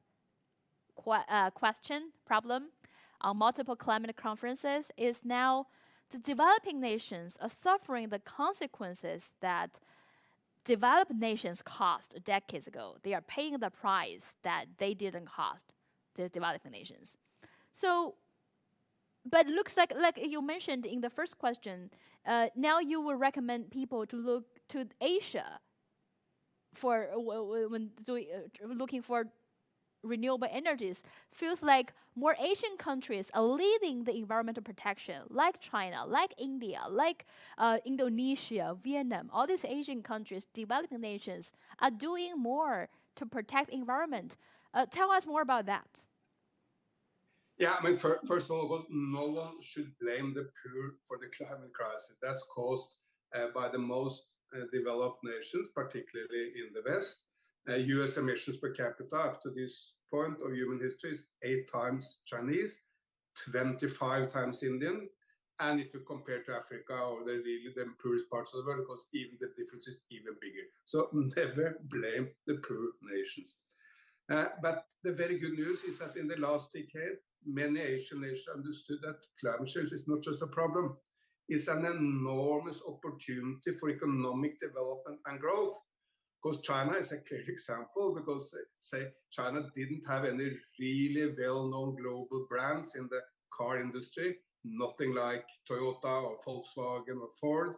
So what did China do? Leapfrog into the electric vehicle industry, where a number of Chinese brands like BYD or many others are now well known in the world. So it's a very good industrial policy, while also good environment policy at the same. But a lot of the same is happening in other parts of Asia. Vietnam, which was a very heavily polluted place just a few years ago with a very big focus on coal, it's now rapidly moving into solar and wind and becoming a renewable energy revolution. In India, Prime Minister Modi is launching green missions by the day. Look, in the past, the discussion in India was always, do we want to develop or do we want to take care of Mother Earth? Nearly all Indians wanted to develop because they wanted to get out of poverty. But now Prime Minister Modi is on a completely different track. He's saying we can develop, bring every Indian out of poverty, bring a huge middle class in this land, but we do it by going green. So it's an enormous difference in the approach. And India will very soon, I'm sure, be the second biggest solar nation in the world, next to China. And we see Indian brands also in many green businesses. And finally, Indonesia, it's the second biggest rainforest nation in the world. In the past, to grow paper and pulp industry or palm oil industry in Indonesia, yes, it came with a lot of deforestation. Last year, zero. No deforestation in the second biggest rainforest nation in the world, thanks to good policies by the Jokowi government, but also thanks to the giants of Indonesian industries like RGE, for instance, which is the biggest paper and pulp company in the world. They understand they can do their business, create jobs, create prosperity, and produce, by the way, a lot for the Chinese market, but they do it without deforestation by taking care of the environment. So while, yes, 10 years ago, indeed, the European Union was in the lead, and the European Union still is doing quite a lot on the environment, but now the lead is in Asia. 60% of humanity is living in Asia, and the industrial power of China, but the green policies also India, Vietnam, and Indonesia are now leading the world. So if I'm asked today, I would say, please go to Beijing, but please also go to Delhi or Jakarta or Hanoi if you want to see green developments. Thank you. And Erik, actually, I also prepared some comments about you from viewers. Okay. Let's take a look at the comments. So we found a video. You gave a speech at Belt and Road Institute in Sweden. So these are the comments about your speech, your analysis on China. For example, the first viewer said, thank you, Erik, for this excellent discussion, helping us to understand why the global conditions are now ripe for all sovereign nation states, especially those developing states whose sovereignty is being increasingly compromised by neoliberal globalists. To examine in more detail what the CPC or PRC has achieved over the past century with a view to better informing their own development. As Erik suggests, there really is no better example of this than the CPC or PRC. Another viewer said, most important for me is the China solar industry, heat pump industry, wind industry, EV cars industry, battery industry, chip industry, rocket industry, space station. Important not only for China, but also for the world. I have solar panels made in China on the roof. Clean energy production makes me 5,000 euros every year and energy independent. Thank you, China. Another viewer commented on your speech, love how this wise man said, if US would start at home with their domestic issues, that would be the most helpful for the world. these are some comments that we selected. People love your analysis on China. How do you feel about these comments? Feel very well. I'm very happy that people are pleased, and I really want people in the West to be a lot more curious on China, because there are, as you indicated earlier, there are a lot of negative press reports about China, which most of them are without any proper grounds. So people should be curious on China, on the recent development, which is so fantastic, first on poverty and then on environment, but of course also on the splendid history of China, Tang, Song, Ming, all the dynasties. Please, all in the West, be a lot more curious on the Chinese civilization, on its history and its recent achievement. But of course, I also encourage my Chinese friends, there are so much to criticize in the United States, that's true. But there's also a lot of good developments in the United States, and be curious on that great nation also. It had some of the greatest politicians of all times, like people like Lincoln or Washington, and of course the United States is still a lead nation in most technologies and science in the world. So if you start becoming a little bit more curious, and of course we need to solve all big issues of our time, whether it's peace in Ukraine or in Gaza, whether it's environment or economic development or avoiding pandemics, whatever is the issue, it's much easier to resolve if we work together. Thank you so much, Erik. Thank you so much for joining us today, and thank you for your analysis. Looking forward to have you more on this show. Thank you. See you, Erik. So this is the China's commitment on green development. So I think at this time, we are all facing the climate crisis. It's important to find a way to pursue economic development as well as protect our Mother Earth. Without Mother Earth, there's no economic development to ask for. So I hope that we can all unite, break barriers, and be curious with each other. And my next guest is an old friend of this show. Many of you love her. She is the researcher with the Tricontinental Institute for Social Research. Her name is Tings Chak. My friend Tings, welcome back to the show. Thank you, Ding. So good to be here. So, I have a lot of questions for you, but first I want to ask you, because you have a unique background. You were born in Hong Kong, you immigrated to North America, you also lived in many countries in Global South, in Latin America and Africa. So you lived both in the Global South and the Global North. You lived both in Hong Kong and in Chinese mainland. So you've seen it all. I'm wondering, after your move back to the mainland, how is China different from the China that you knew before or you heard it before? Well, I think you just told your whole audience my eternal problem, which is I have a perpetual identity crisis because I don't know who I am or where I'm from. But joking aside, I mean, it's honestly, you have to think about almost what I thought about China and what has actually remained the same by being here in the last few years.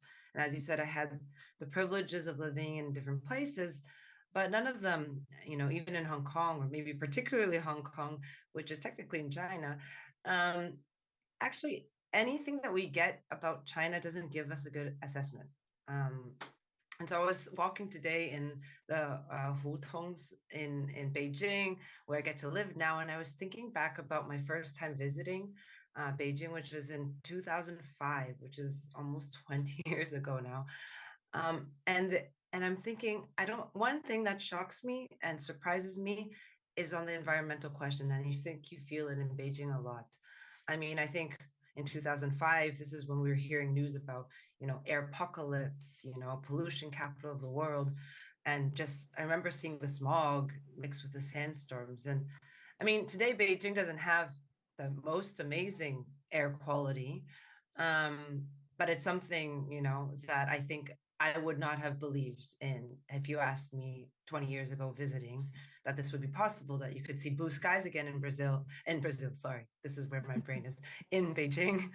But also the seriousness, I think the government has been trying to actually address some of the hardest questions. How do you restore environmental questions? Your previous guest was talking about the environment.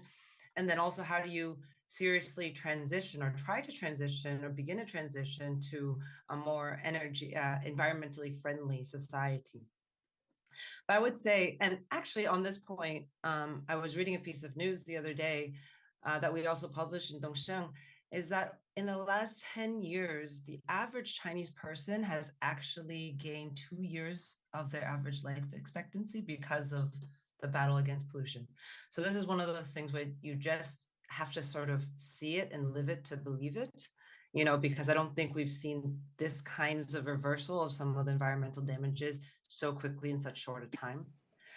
But I think there's many other aspects, that have been really surprising, and whether it's about, how seriously the government has been taking the corruption question. Again, I think when I first visited mainland China, you could feel how much that had seeped in different parts of society, in every sector of society.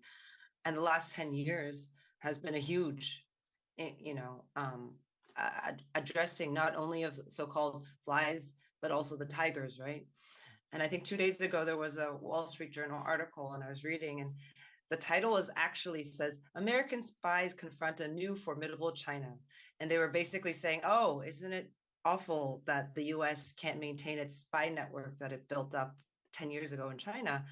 And when you look at it, you're like, wow, that's in big part due to the anti-corruption campaign, that this is also protecting your national security, national sovereignty. But beyond sort of that big geopolitical level, you can see how much it impacts people it's a culture shift. It sort of builds confidence in the government, saying, okay, it can address some of the things head on instead of maybe sort of sweeping it away. Corruption is a big problem. And every society, both developing countries and in the global north, and most of the time it goes unaccounted for and seen as some kind of necessary evil, and we know the story. So this has been really shocking. And maybe the last little thing I'll just say, I'm speaking too much already, is a surprise is, I would say on the cultural front, I grew up watching TVB shows in the 1990s, the Hong Kong, films and dramas, and listening to canto pop and all that stuff. And maybe in the arrogance of many Hong Kong people, like, I just thought it was way better than what mainland China was producing, and maybe it was then, but in the last years, it's been so impressive, I think, to see the film industry, to see series, to see how good the quality of, the scripts, the filming, the acting, the production in general. And I'm actually, like, right after this interview, I'm going to go back to one of the series that I've been hooked on lately. But anyways, that's another story. So, one of the person in the live chat said, it's on X. KB11 team said, on pollution topic, China definitely has incredible improvements. Yes, indeed. Living in Beijing, living in China for the past 12 years, I witnessed the dramatic changes. And on YouTube, Huang Tua said 70% of the photovoltaic, how to pronounce that word? Sorry. Panels. Photo. It's also hard for me. Okay. Photovoltaic. Yeah, photovoltaic panels are produced in China. So, wow, you know a lot, Huang Tua. So, a lot of viewers been sharing their knowledge on this. And thank you all for watching. And Tings, you do know you're one of the most beloved speakers on this show. So as a researcher for Tricontinental and also for Dongsheng News, you guys have been doing amazing work addressing the issues for Global South, for developing nations. And here comes my next question for you, because we're seeing BRICS is playing a much bigger role on the international stage. Recently, we've been seeing BRICS trying to mediate peace between Israel and Palestine. So, and developing nation, Global South is asking for bigger say asking for just and fair international organizations. So, from your analysis, I mean, what could platforms like BRICS bring to Global South? Yeah, I think it's one of the questions when we're looking back at 2023, where the big highlights have been that BRICS expansion. And of course, BRICS really surprised the world in maybe almost 15 years ago when it was created, and now it's being expanded and gaining new sort of force and stamina. But I think one thing we have to recognize is that BRICS Plus or any other Global South formation, it is nothing like the bloc that we see in like G7, the global North blocs that are completely politically, economically, and now we're seeing from Ukraine to Palestine, completely militarily aligned. BRICS Plus is nothing of that sort, The Global South is such a diverse grouping of nations, and BRICS is an example of that. We have monarchies to liberal democracies to socialist countries to countries that are highly sanctioned by the West. So they have different political agendas and alignments with both Global South and Global North countries. So I think it's important to recognize that it's still in this process of becoming. But one of the things that we do see in the BRICS and the possibility of the BRICS is now, especially since it added, Egypt, Ethiopia, Argentina, Saudi Arabia, and the UAE and Iran, is that it has a lot of strengths. One of them, the first and most important probably, is that it has people power. It has almost half of the world's population. But beyond that, it's also economic power. When you add up the GDP of these countries in purchasing power parity terms, it's actually greater than the G7 already, in terms of the global share of the economy. And also beyond that, it's the industrial power, again, surpassing that of the G7. And one that doesn't get spoken much about, and one of my colleagues at Tricontinental, Marco Fernandez, is also looking at in this more, but the energy that the BRICS countries is, it dominates, whether it's oil, gas, nuclear to renewable energy. So on all these fronts, there's so much potential of what BRICS can do, especially if they cooperate more and work together on these. And concretely, I don't think we've seen yet what it can achieve. The potential is there. And what could it do? I mean, we could see probably more energy cooperation, economic cooperation. We could probably see the new development bank be really pushed as a real alternative for Global South countries that are in desperate need for capital for development, and away from those, exhausted IMF or World Bank models that aren't providing any more solutions. They're just creating problems, and we've seen it for decades. And I think probably most importantly is now it's creating avenues to bypass the suffocating US dollar, which we know is really an arm of US imperialism. I mean, now we're seeing more countries trading in local currencies. Of course, China and Russia leading that. Now 95% of its bilateral trade is in rubles and yuan. But we're also seeing more research into it. Could there be a reserve currency that is, created between the BRICS nations? Could there be a new international payment system?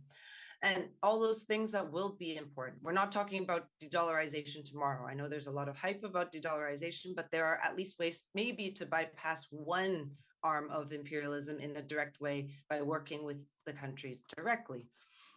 But on the political front, you raised, around that question about the meeting of the extraordinary meeting that the BRICS countries held on the Israeli war against Gaza. I think the political strength of BRICS still remains to be seen. It's, as I said, it's a very diverse grouping. We have like a South African government that has come out and expelled the Israel ambassador and the whole diplomatic mission from the country. But then you have Argentina now, especially moved to the far right, sees has firm support of Israel. And so anyways, it's a big political diversity. And again, not really a block in that sense. But at the same time, I think it's really important that these platforms are emerging, and BRICS plays a huge role to, let's say, be a counterweight to a US-led imperialism. And we're seeing this amongst other things. We have BRICS, but we also have SEO, we have CELAC, we have ASEAN, we have I muted myself. We have so many new platforms of the Global South that's emerging, that's creating space for Global South countries, for peoples of the Global South, and there are interests on the world stage. And I think that's been a huge development in the recent years. Mm-hmm. I think we've seen many articles in the past few years, especially since COVID years, that said many expats, many foreigners in China have been leaving China, and this year some people still talking about it, like not enough foreigners are leaving China. But you know what? Actually, the reality is more foreigners, more expats are coming to China, but the origin of countries are changing. So one unique observations that I found that I have this year is we have a lot more people coming from global South countries, developing nations, coming to China this year. And probably some of the foreigners from the Western countries have left China. But the origins of the country, the people, are like a reshuffling. So there's a growing interest from the global South nations wanting to understand and know and experience China, experience China's culture. But like here tonight in this episode, I have many guests just trying to analyze China's modernization, how China got here, what China did. We analyze BRI, we analyze economy. You analyze the like one of the major international events like BRICS, that China was really supporting this regional organizations for developing nations. But how could global South nations adapt China's experience, China's modernization method to their own countries to find their own way to develop? Yeah, I mean, I think this is a crucial question now, and I'm glad you brought in the fact that we're seeing a lot of people from global South countries. I have a friend who just started his first year in university. He's from Brazil, and I was asking about who his classmates are, and we can't say it's a mini United Nations. It's actually more of a mini BRI, because most of the countries that people are coming from are from the global South. They're from Africa, Latin America, from across Central and West and East Asia. So it's very interesting to see that. And I don't have the data with me, but I think it'd be really interesting to study the percentages of these people who actually get trained and learn about, everything, all the fields that China has to offer, but actually bring that back to their countries. Because what we know has been the historical problem is this brain drain of a lot of people who get taught in the West, but then stay in the West. And some of the best and brightest don't go back to contribute to their country's own development. That's been a historical problem. And I don't think China is contributing to that process. But back to the sort of question about China's modernization. And of course, one of the things is that China's, as everyone knows who's watching the show, is a giant country, a civilization with thousands of years of history. And so it will never be a kind of cut and paste model for global South. And of course, we know global South, we are using this, but it's still a really new concept. It has so many different histories and realities. It's so diverse, like we were just talking about the BRICS countries economically, politically, militarily, culturally. It's just not one thing.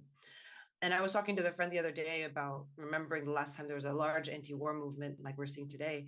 This is an aside, but at that time during the Iraq War, the idea of global South wasn't even yet a thing for us to understand, what was the rest of the world that wasn't counted at the West. I guess one of the things I wanted to point, and maybe it's a little bit of an advertisement for my institute, but Tricontinental in January is coming out with a dossier that's trying to clarify these concepts of global South and global North. And for our working definition right now, global South is the countries who are former colonies or semi-colonies like China, countries that have been on the edges of global capitalism, are underdeveloped. Then we have socialist projects, also like China and others. And then also countries that don't really fall necessarily into those blocks, but are victims right now of imperialist aggression. They're suffering coups, they're suffering sanctions, you name it. So in this, we're kind of bringing this together, and the global South is diverse. the global north being something that's much more integrated in a bloc with a common history of colonialism, the sort of a very coordinated military, intelligence, and economic and political bloc. That being said, back to modernization. I mean, China is one of the few examples for that global south group that has actually been able to, let's say, break this cycle of underdevelopment, break this cycle of coming from very, very poor, colonized agrarian conditions and come into a modern project. But through what path?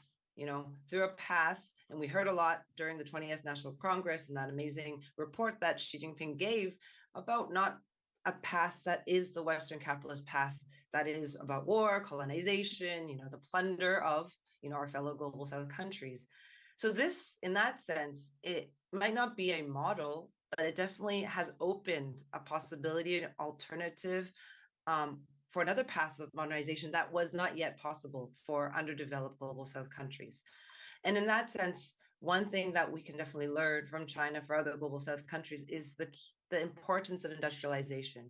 That industrialization is, let's say, a continuation of a national liberation process that hasn't been completed.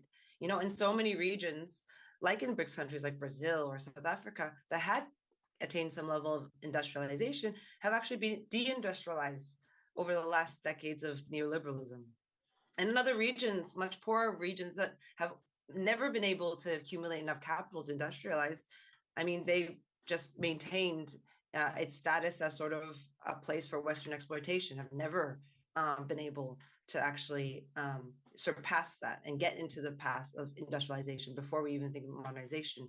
So that way, I think China is an important role for that and is actually doing things to support the industrialization. And we don't have enough time to go into all of it, but I think there's interesting things happening. For example, China is investing billions of dollars in a country like Bolivia, one of the countries that have never been able to industrialize because of its colonial and imperialist history, but now is actually starting to transition from being an exporter of raw lithium carbonate to becoming a producer of lithium batteries. And who knows, maybe soon their own electric vehicles.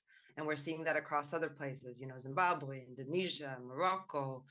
Africa now is asking for a shift from infrastructure investment to industrialization projects. That was the last, China-Africa leaders meeting. So we're seeing that importance, China as being a model on industrialization and also supporting fellow global South countries. And ultimately, I think, and my last point I wanted to say is that, it's an important role China is playing, not only in recognizing its position and has strong statements around being of the global South and always being of the global South, that the destinies are tied, is that right now we're in a moment where, US-led imperialism is on decline. Imperialism isn't undefeatable. There are many aspects that we're seeing arise around economic, technological, and other parts where the hegemony of the US is being challenged. Of course, in other ways, we're seeing militarily completely, it has still, the largest war economy than anywhere else. But at the same time, it's really important for these, paths to be created for our future where this imperialism and decline can actually be defeated as a counterweight to that hegemony that has oppressed so many of our peoples and nations. So anyways, that's a long way to say that it's not a model. It has really important lessons, and China is also doing important steps, beginning steps of supporting the industrialization process and supporting the national sovereignty projects of many global South countries. Thank you, Tings. Tings, I also selected some comments about you. So let's take a look at the comments. So, see, this is the comments that the last time you were on my show, we were discussing the COVID policies and also Hong Kong. So the first viewer said, Tings, I've been following you since Daniel Domrey's show. You are creating an amazing body of work and bring pride to the Chinese nation as well, enlightening the fellow human being. Wow. Wow. What a comment. Wow. And the live chat, all of you who are watching, type 1 if you think Tings is based. Okay, live chat, type 1 in the live chat. If you type 1 in the live chat, if you think Tings is based. The second person called Emily Julia, she said, I truly understand Tings Chak because people like me, the 7th generation born in Indonesia, an Indonesian good citizen, still maintain to speak Chinese, still feel the bond with my ancestors' land, and are proud that I'm of Chinese descent, in a hard time or in a good time. See, this person feels related to your story, and she totally understands what you're going through. So I wish more people. Oh, that's nice. Yeah, I wish more people think like you, think like her, no matter where you are, no matter how many generations you are, just still be proud of your roots, be proud of your culture. And I see the one are coming up on live chat. Many people are typing 1. Think Tings is based. Thank you, love you in the live chat. Leave your comments here. And on YouTube, F. Liu said, China's key to success is its strong industrial base. The West, on the other hand, forgot this, and the cooperation was what made them prosperous. Thank love you for typing 1 and leaving comments in the live chat. Thank you, Tings. It's always so good to have you here.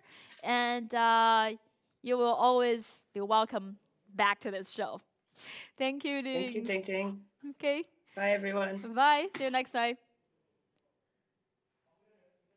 Wow, this show has already been going for 2 hours, quite long. So let's not keep our next guest waiting, shall we? Our next guest is a sensation online. So our next guest his name is Benjamin Norton. He's the editor-in-chief of Geopolitical Economy Report, and he has been on this show many times. Ben, welcome back to this show. Thanks for having me. It's always a real pleasure. So, my first question for you, because you moved to China a few months ago. I mean, there's a major move, major change. So, after living in China for several months now, how do you feel about China? How is it different from the China that you heard or knew before? Well, fortunately, when I was doing a lot of research and reading about China, I was mostly ignoring the Western media propaganda. If you had only read that and then you came to China, you probably would be surprised. I wasn't surprised at the very high living standards and the high quality of life here, but I mean, it's really nice to experience that. Of course, my experiences have been the opposite of what you read about in the Western media, which is just full of so much disinformation and propaganda. But I mean, what's really incredible is the infrastructure. I mean, just in every single way, especially the public transportation, the train system, the metro. This safety and security is absolutely amazing. I'm from the United States. I lived in Latin America for several years. These are regions of the world that are notorious for having a lot of insecurity and violence, and China is the exact opposite of that. The political system is absolutely fascinating, and I've been learning a lot. It's been nice to have more experience. My experience has also been nice because people are just so kind. They're so nice and generous, despite the fact that I am studying Mandarin pretty intensively, but I'm still not very good at speaking Chinese. So people are very patient. And I do have to say something that did pleasantly surprise me is actually the food is amazing. So my only real complaint is the horrible cold weather. This winter has been absolutely horrible. And I remember I met some Russians here, and they were complaining that it was colder in Beijing than in Moscow. I'm sorry but this winter indeed is very cold in Beijing. I think last week it was minus 15 degrees Celsius. But 2 weeks ago I was in Jilin province in northeast China. Minus 15 is the highest temperature there that week. It was minus 22 degrees Celsius in Jilin, so I was freezing as well. So, but you will get to see the big snow, the ice world with a huge display of ice sculptures. That just shocked me. Well, Chinese engineers are not only good at building skyscrapers, railways. They're also good at making ice sculptures, make the scenes you only saw in movies real in life. I mean, that's another amazing part if you're traveling and living in China. Yeah, I've seen the photos and videos, and I have friends who said that they were going to go visit. And I said, sorry, I'm not going to go with you. It's just too cold.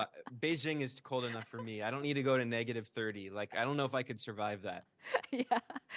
But, earlier in this show, I told my viewers, because I did a poll on my Twitter and also my YouTube community to ask people what aspect about China they care about most or concerned about most. I think the choice that got most votes is the China's rise and its impact on the global order.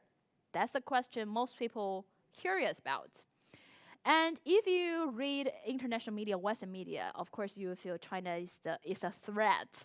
China is the next power gonna dominate the world. That's the media projects, and I do get a feeling when I was in the United States, many people, if they know something about China, they will feel China is a competitor, is a threat.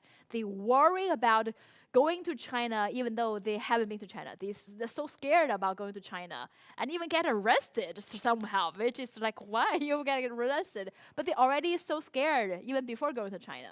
But if you thoroughly read China's foreign policies. For example, if you read the work report delivered by Chinese President Xi Jinping at the 20th Party Congress, he said China is committed to narrow the gap between global South and global North. And no matter what stage, what phase China has reached in development, it will never seek to be a hegemony. It will never seek to dominate the world. And it committed to make peace for the world. I mean, how do you make the China's role on the global stage? Will it be positive or negative? Well, I mean, this is just hypocritical projection of what the West has done. Since the late 15th century, the Western powers have colonized much of the world and engaged in genocide and war and ethnic cleansing, and they're projecting their own crimes into other countries as if China were going to do the same, which is ridiculous. I mean, China does not invade foreign countries. China does not have an interventionist foreign policy, whereas, of course, the U.S. is constantly invading Iraq, Afghanistan, wars on Syria, Libya, Yemen, the list goes on. Illegal unilateral sanctions that the U.S. has imposed on 1/4 of the world population, representing nearly 1/3 of world GDP. So these are hypocritical acts of projection.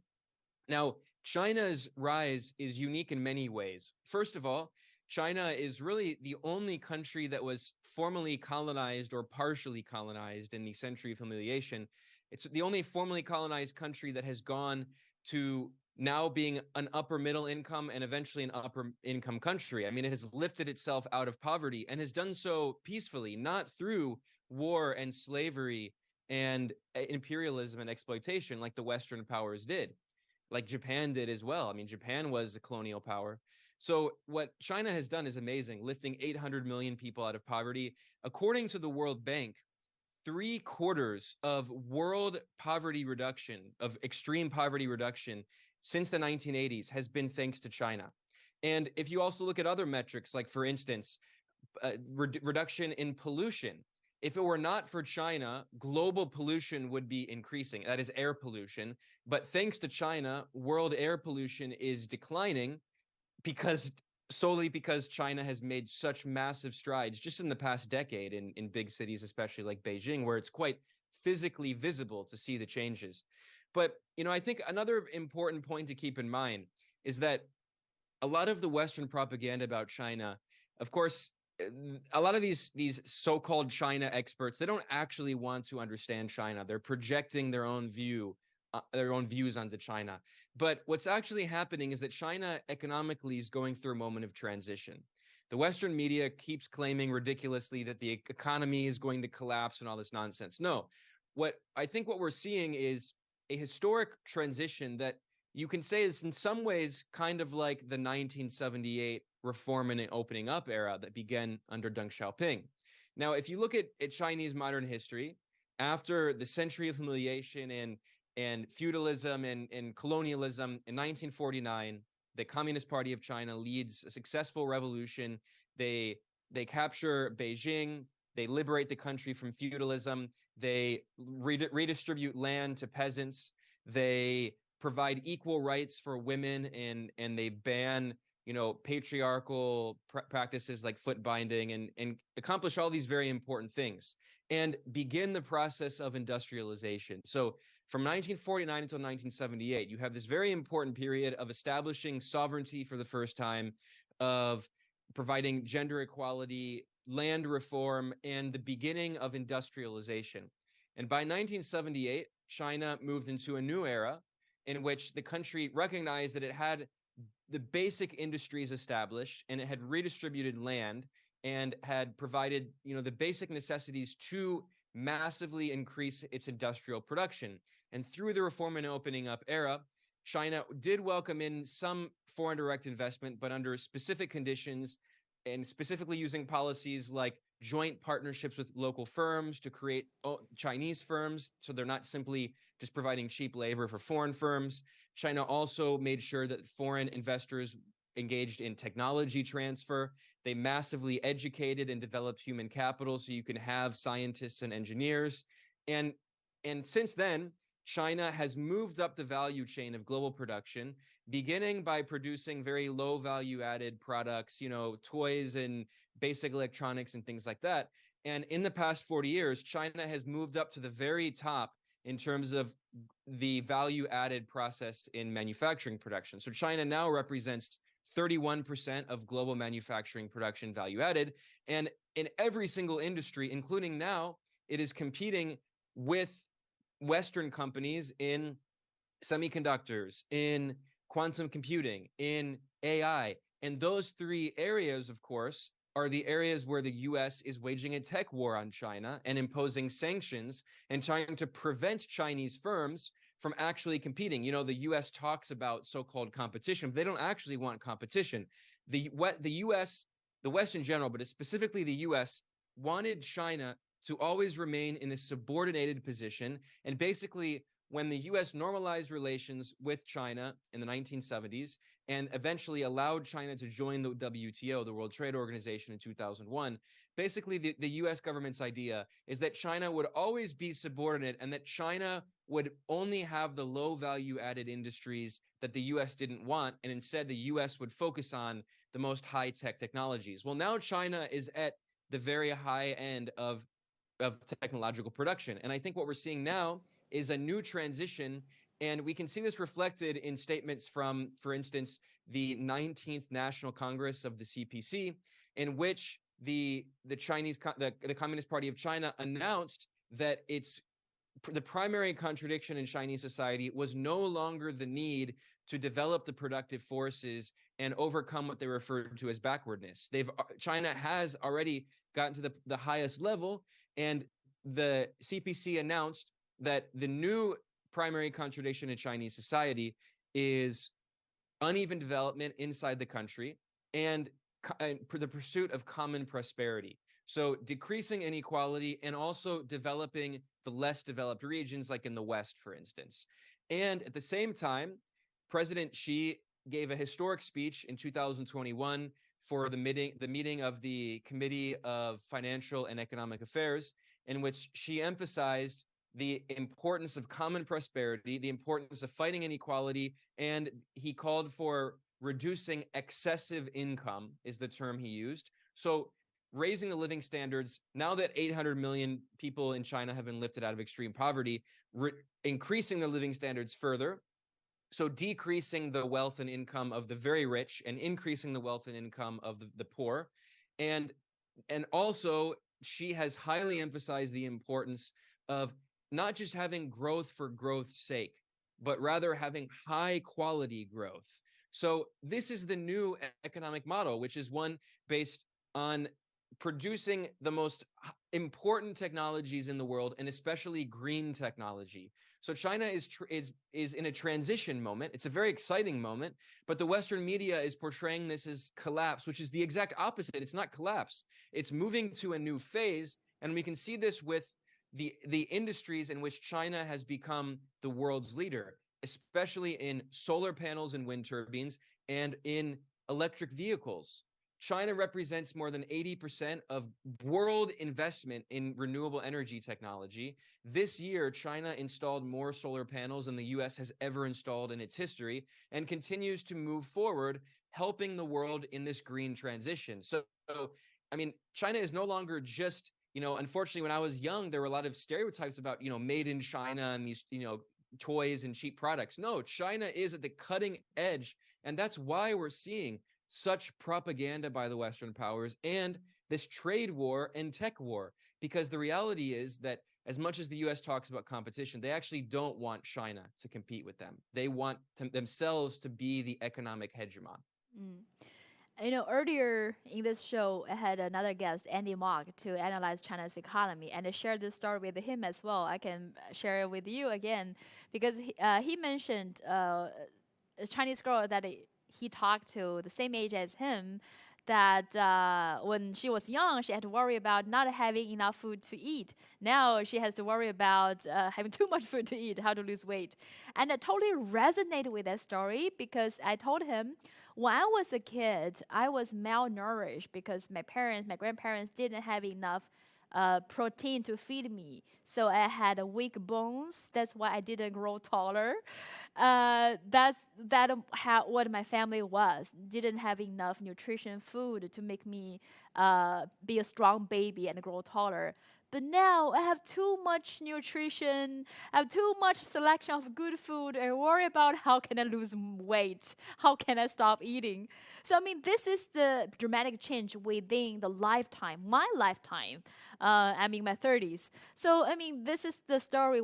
My story is just one small story of the 1.4 billion Chinese people and what we have experienced. We didn't have flushing toilets. Many households didn't have running water. But now, even the most remote household, herdsman's house, deep in the mountain in Tibet, they will have electricity connected in their house. They will have a well, water resources in their own yard. So even in deep mountains, just one herdsman's house in this whole field, but the government is not leaving them behind. Make sure you have the basic necessities. And in some villages in Guangxi and Yunnan that I visited, which were lifted out of poverty by 2022, the villages which didn't have roads at all, then already had roads leading to each household, to make sure the farmers can just bring the fruits they grow from their yard to the front door and have companies buying their products, bring those products out of their provinces to make a fortune. So, I mean, this is the change happened to me and happened to many villagers that I talked to, that I interviewed. So, like you mentioned, during this rise, China didn't colonize any other country. And many of my viewers and comments also said China didn't drop any bomb at any other nation, didn't colonize any nations. They just focusing on developing themselves. And so I think China's development shows it's possible that we can have a peaceful development. It's possible that we can develop without exploiting others. And that's probably I hope many people will learn from that. I mean, what's your thought on China's peaceful development? Well, it's absolutely right. Again, the U.S. is constantly invading foreign countries, intervening in foreign countries. In fact, I did a report in which I looked at data that was published by the U.S. government's Congressional Research Service, and it listed, this is a U.S. government document, it listed 469 foreign interventions by the U.S. that involved the U.S. military in the history of the country. And what's important about this document is if you look at the listings since 1991, since the overthrow of the Soviet Union and the end of the First Cold War, you can see that there were 251 U.S. interventions involving the military. That is to say that the number of foreign U.S. interventions has increased in the past few decades, including after the Cold War, which is supposedly an era of peace. There's this propaganda term, Pax Americana, is what, Western pundits will use, which is ridiculous. It has not been peaceful for Iraq, for Afghanistan, for Libya, for Syria. It hasn't been peaceful for the people living under sanctions in Iran and Venezuela and Cuba, the people of Cuba who've been suffering under an illegal criminal blockade for 60 years. China does not do any of that. China has a non-interventionist foreign policy. And that, what's funny is some people will even say that they wish China did more and actually intervene in some good ways, but China is very, very consistent with not intervening, which is very important because it's the exact opposite of the Western colonial powers. And another quick point on this, which is so important, is that the reason that China was able to do this is because the Chinese government is not controlled by large corporate interests and billionaire oligarchs like in the US specifically, but in many of the Western countries. I mean, increasingly, they've implemented more and more neoliberal economic policies.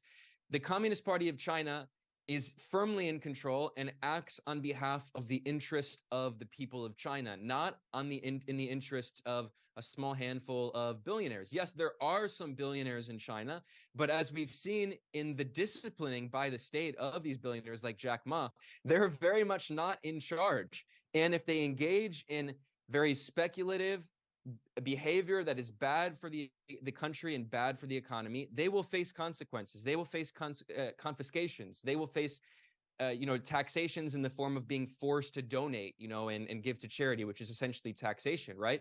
So it's very clear that in the US, there are a lot of billionaires and they control the government. The government acts on behalf of the billionaires, whereas in China, there are some billionaires, although fewer over time, and they do not in any way control the government. The government is controlled by the Communist Party, which is why it is able to develop in this way, and it's why it doesn't need to invade foreign countries to take their natural resources, to exploit cheap labor.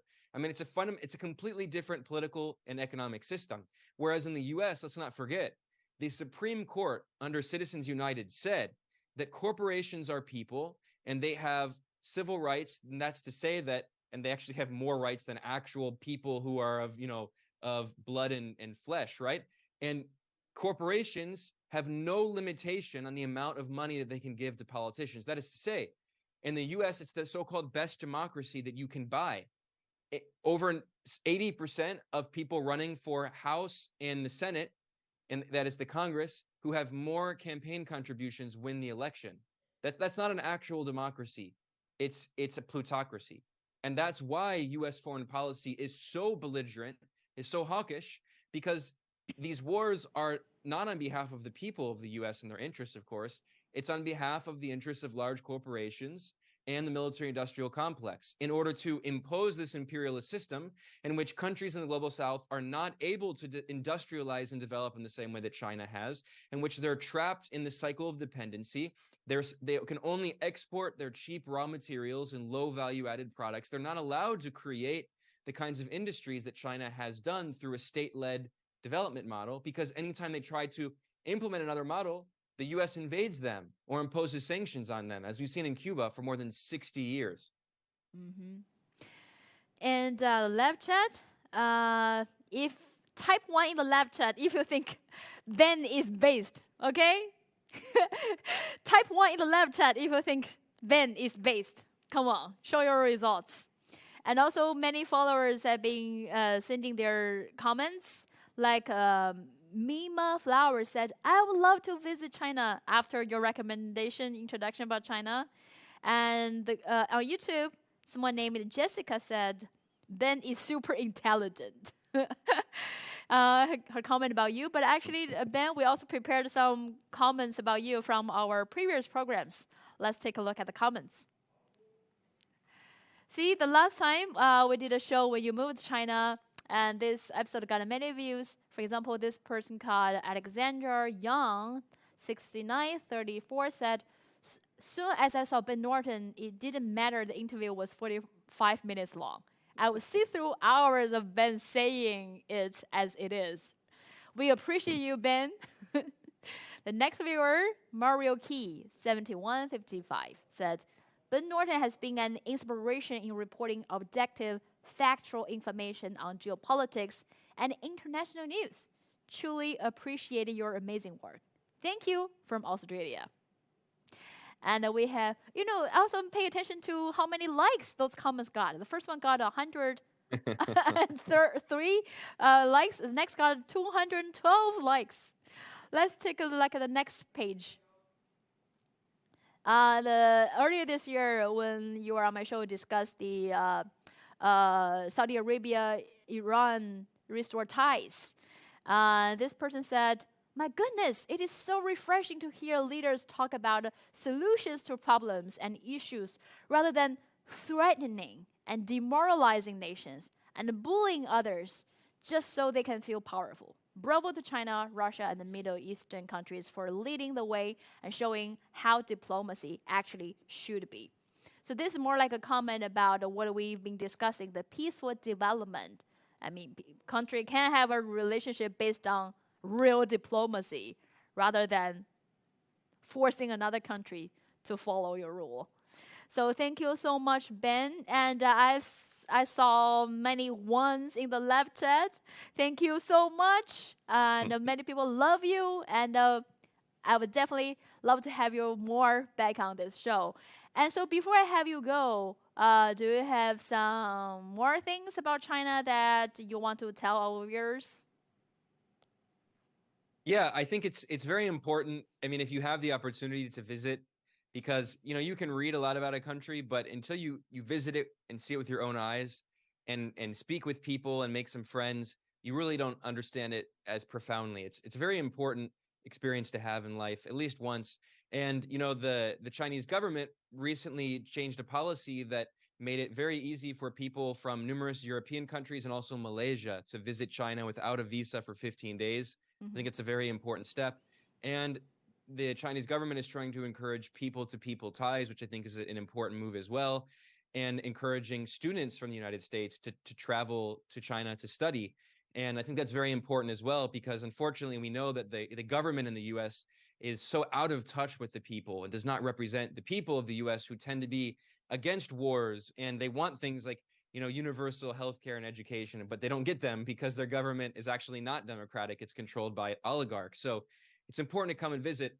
And also, when you see all of this ridiculous propaganda about the Chinese economy and collapse and all this, I just want to stress that it's nonsense. China is in a moment of transition.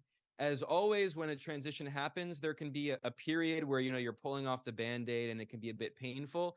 But I mean, the issues in China that exist are greatly exaggerated. The issues of debt, for instance, which it's never mentioned that, yes, there is a lot of debt in China, as there's also a lot of debt in the U.S. and many other countries. But we constantly hear comparisons of apples to oranges, as if these countries were the same.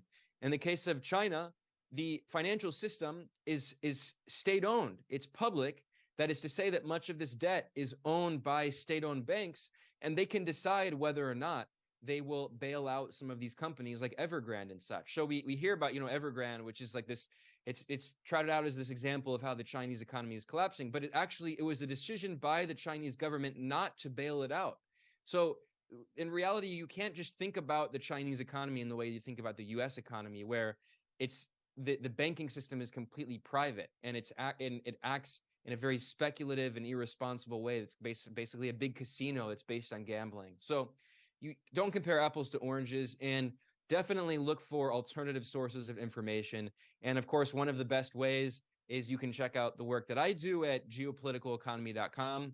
And I have my channel, Geopolitical Economy Report. But another great way is you should check out the work that Jing is doing. She also does amazing work, and I always really get a lot out of the interviews that you do. So thanks a lot for having me. It's a real pleasure.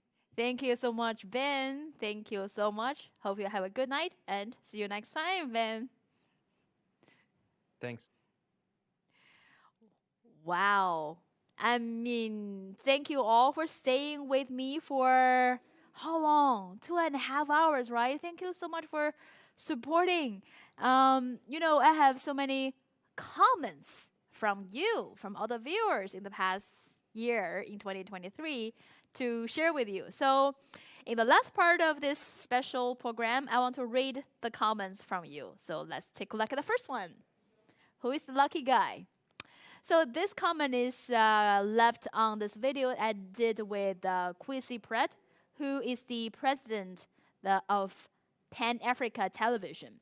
So this person called Alexo Schroeder. I'm not sure whether I pronounce her name right. So he said, excellent video. The common system for the world should be partnership between countries and people, not hegemony. By one country, or to be precise, one country with the help of a few other junior partner countries.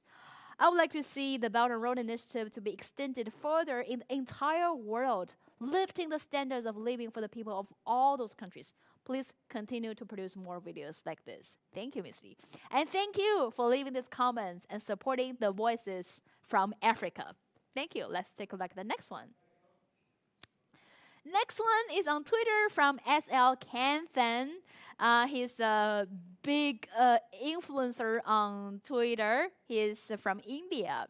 So he posted, this Chinese journalist travels all around the world, has lots of fun, and acts as an ambassador of people. In a world of divisive politics, this should be done more. And he posted a picture that I took while I was taking a ride of the Tazara Railway in Tanzania. That railway connects Tanzania and Zambia, and it was also built, the first project that China ever aided in Africa in 1970s. So, and I was also on Catherine's Twitter space last week to share my stories as a Chinese journalist. So do give him a follow, and if you have time, take a listen of the Twitter space on his account that I joined. Take a look at the next one. The next comment, also on YouTube, posted under the video that where I was talking to several Chinese Americans in San Francisco. So this person called Raymond Dong, 8875. He said, I'm a white male, 26, from USA. I went to China to teach history for 5 years. The Chinese people were so nice to me. Their culture teaches them to respect all people and races. And this is very odd to me, because in America, we are taught to mock, hate, and laugh at anyone who is not white. I must admit, white Americans have a lot of growing up to do. Thank you for this comment. This really means a lot for us. And that's why I'm bringing the voices from all races, from all continents to come up to my show, because those voices need to be heard as well. Let's take a look at the next one. This comment is under the video. I was talking about China-U.S. leaders were trying to stabilize the relationship between the countries. And this person called Winter the Kid. This person said, thank you, Li Jingjing. Your work is outstanding as always. The topic of people-to-people exchange is of crucial importance. Someone can learn so much by interacting with someone from another country. Some knowledge that would take years to gather only from reading books and watching videos. Thank you so much. And I think many of my guests tonight also stress the importance of building people-to-people connections is key in a world of divisive policies. So let's all do that. Please talk to people from different races, talk to people from different cultures, from different countries. Let's build people-to-people connections now. Next one. This is under the vlog that I did while I was interviewing several American students in San Francisco. The first viewer called Raiden Cruz. I'm not sure I pronounced the name right, I'm sorry. But he said, I love this kid answer. I wish more Americans would have this mindset, regardless of age, instead of acting in sheer arrogance and acting like experts on all things. Sometimes it's better to just acknowledge differences without demeaning the other. Yes. The next viewer called Loser Robinson, 9776. There is hope yet for Sino-American cooperation in the future with open-minded young Americans like this. Thank you. Let's take a look at the next one. This is under the video that I was telling my observations, my stories about the Belt and Road Initiative. This is quite a long comment. He's called Nathan Marchek. This is what he said about China's Belt and Road Initiative. He said, actions speak louder than words. Of course, there will be setbacks in such an ambitious projects, not to mention the time that need to elapse to see benefits. For example, first the roads infrastructure come, and then more business will grow as people see other benefiting. But as Li Jingjing pointed out, China takes these chances because they have a positive vision for the future and are constantly refining their technological development approaches. If mistakes are made, they try to learn. People also fail to realize that in many countries, the political class is so heavily under the influence of the West, and breaking those chains has to come from within. China cannot do it for them. Sadly, this is another consequence of colonialism. As Bob Marley said, emancipate yourself from mental slavery. None but ourselves can free our minds. Thank you. These are some of the comments that you guys have been leaving on my multiple platforms. Thank you so much. I know there are so many good comments that you've been sharing with me. I love reading those comments. It gives me inspirations and give me motivations to continue this work. Thank you so much.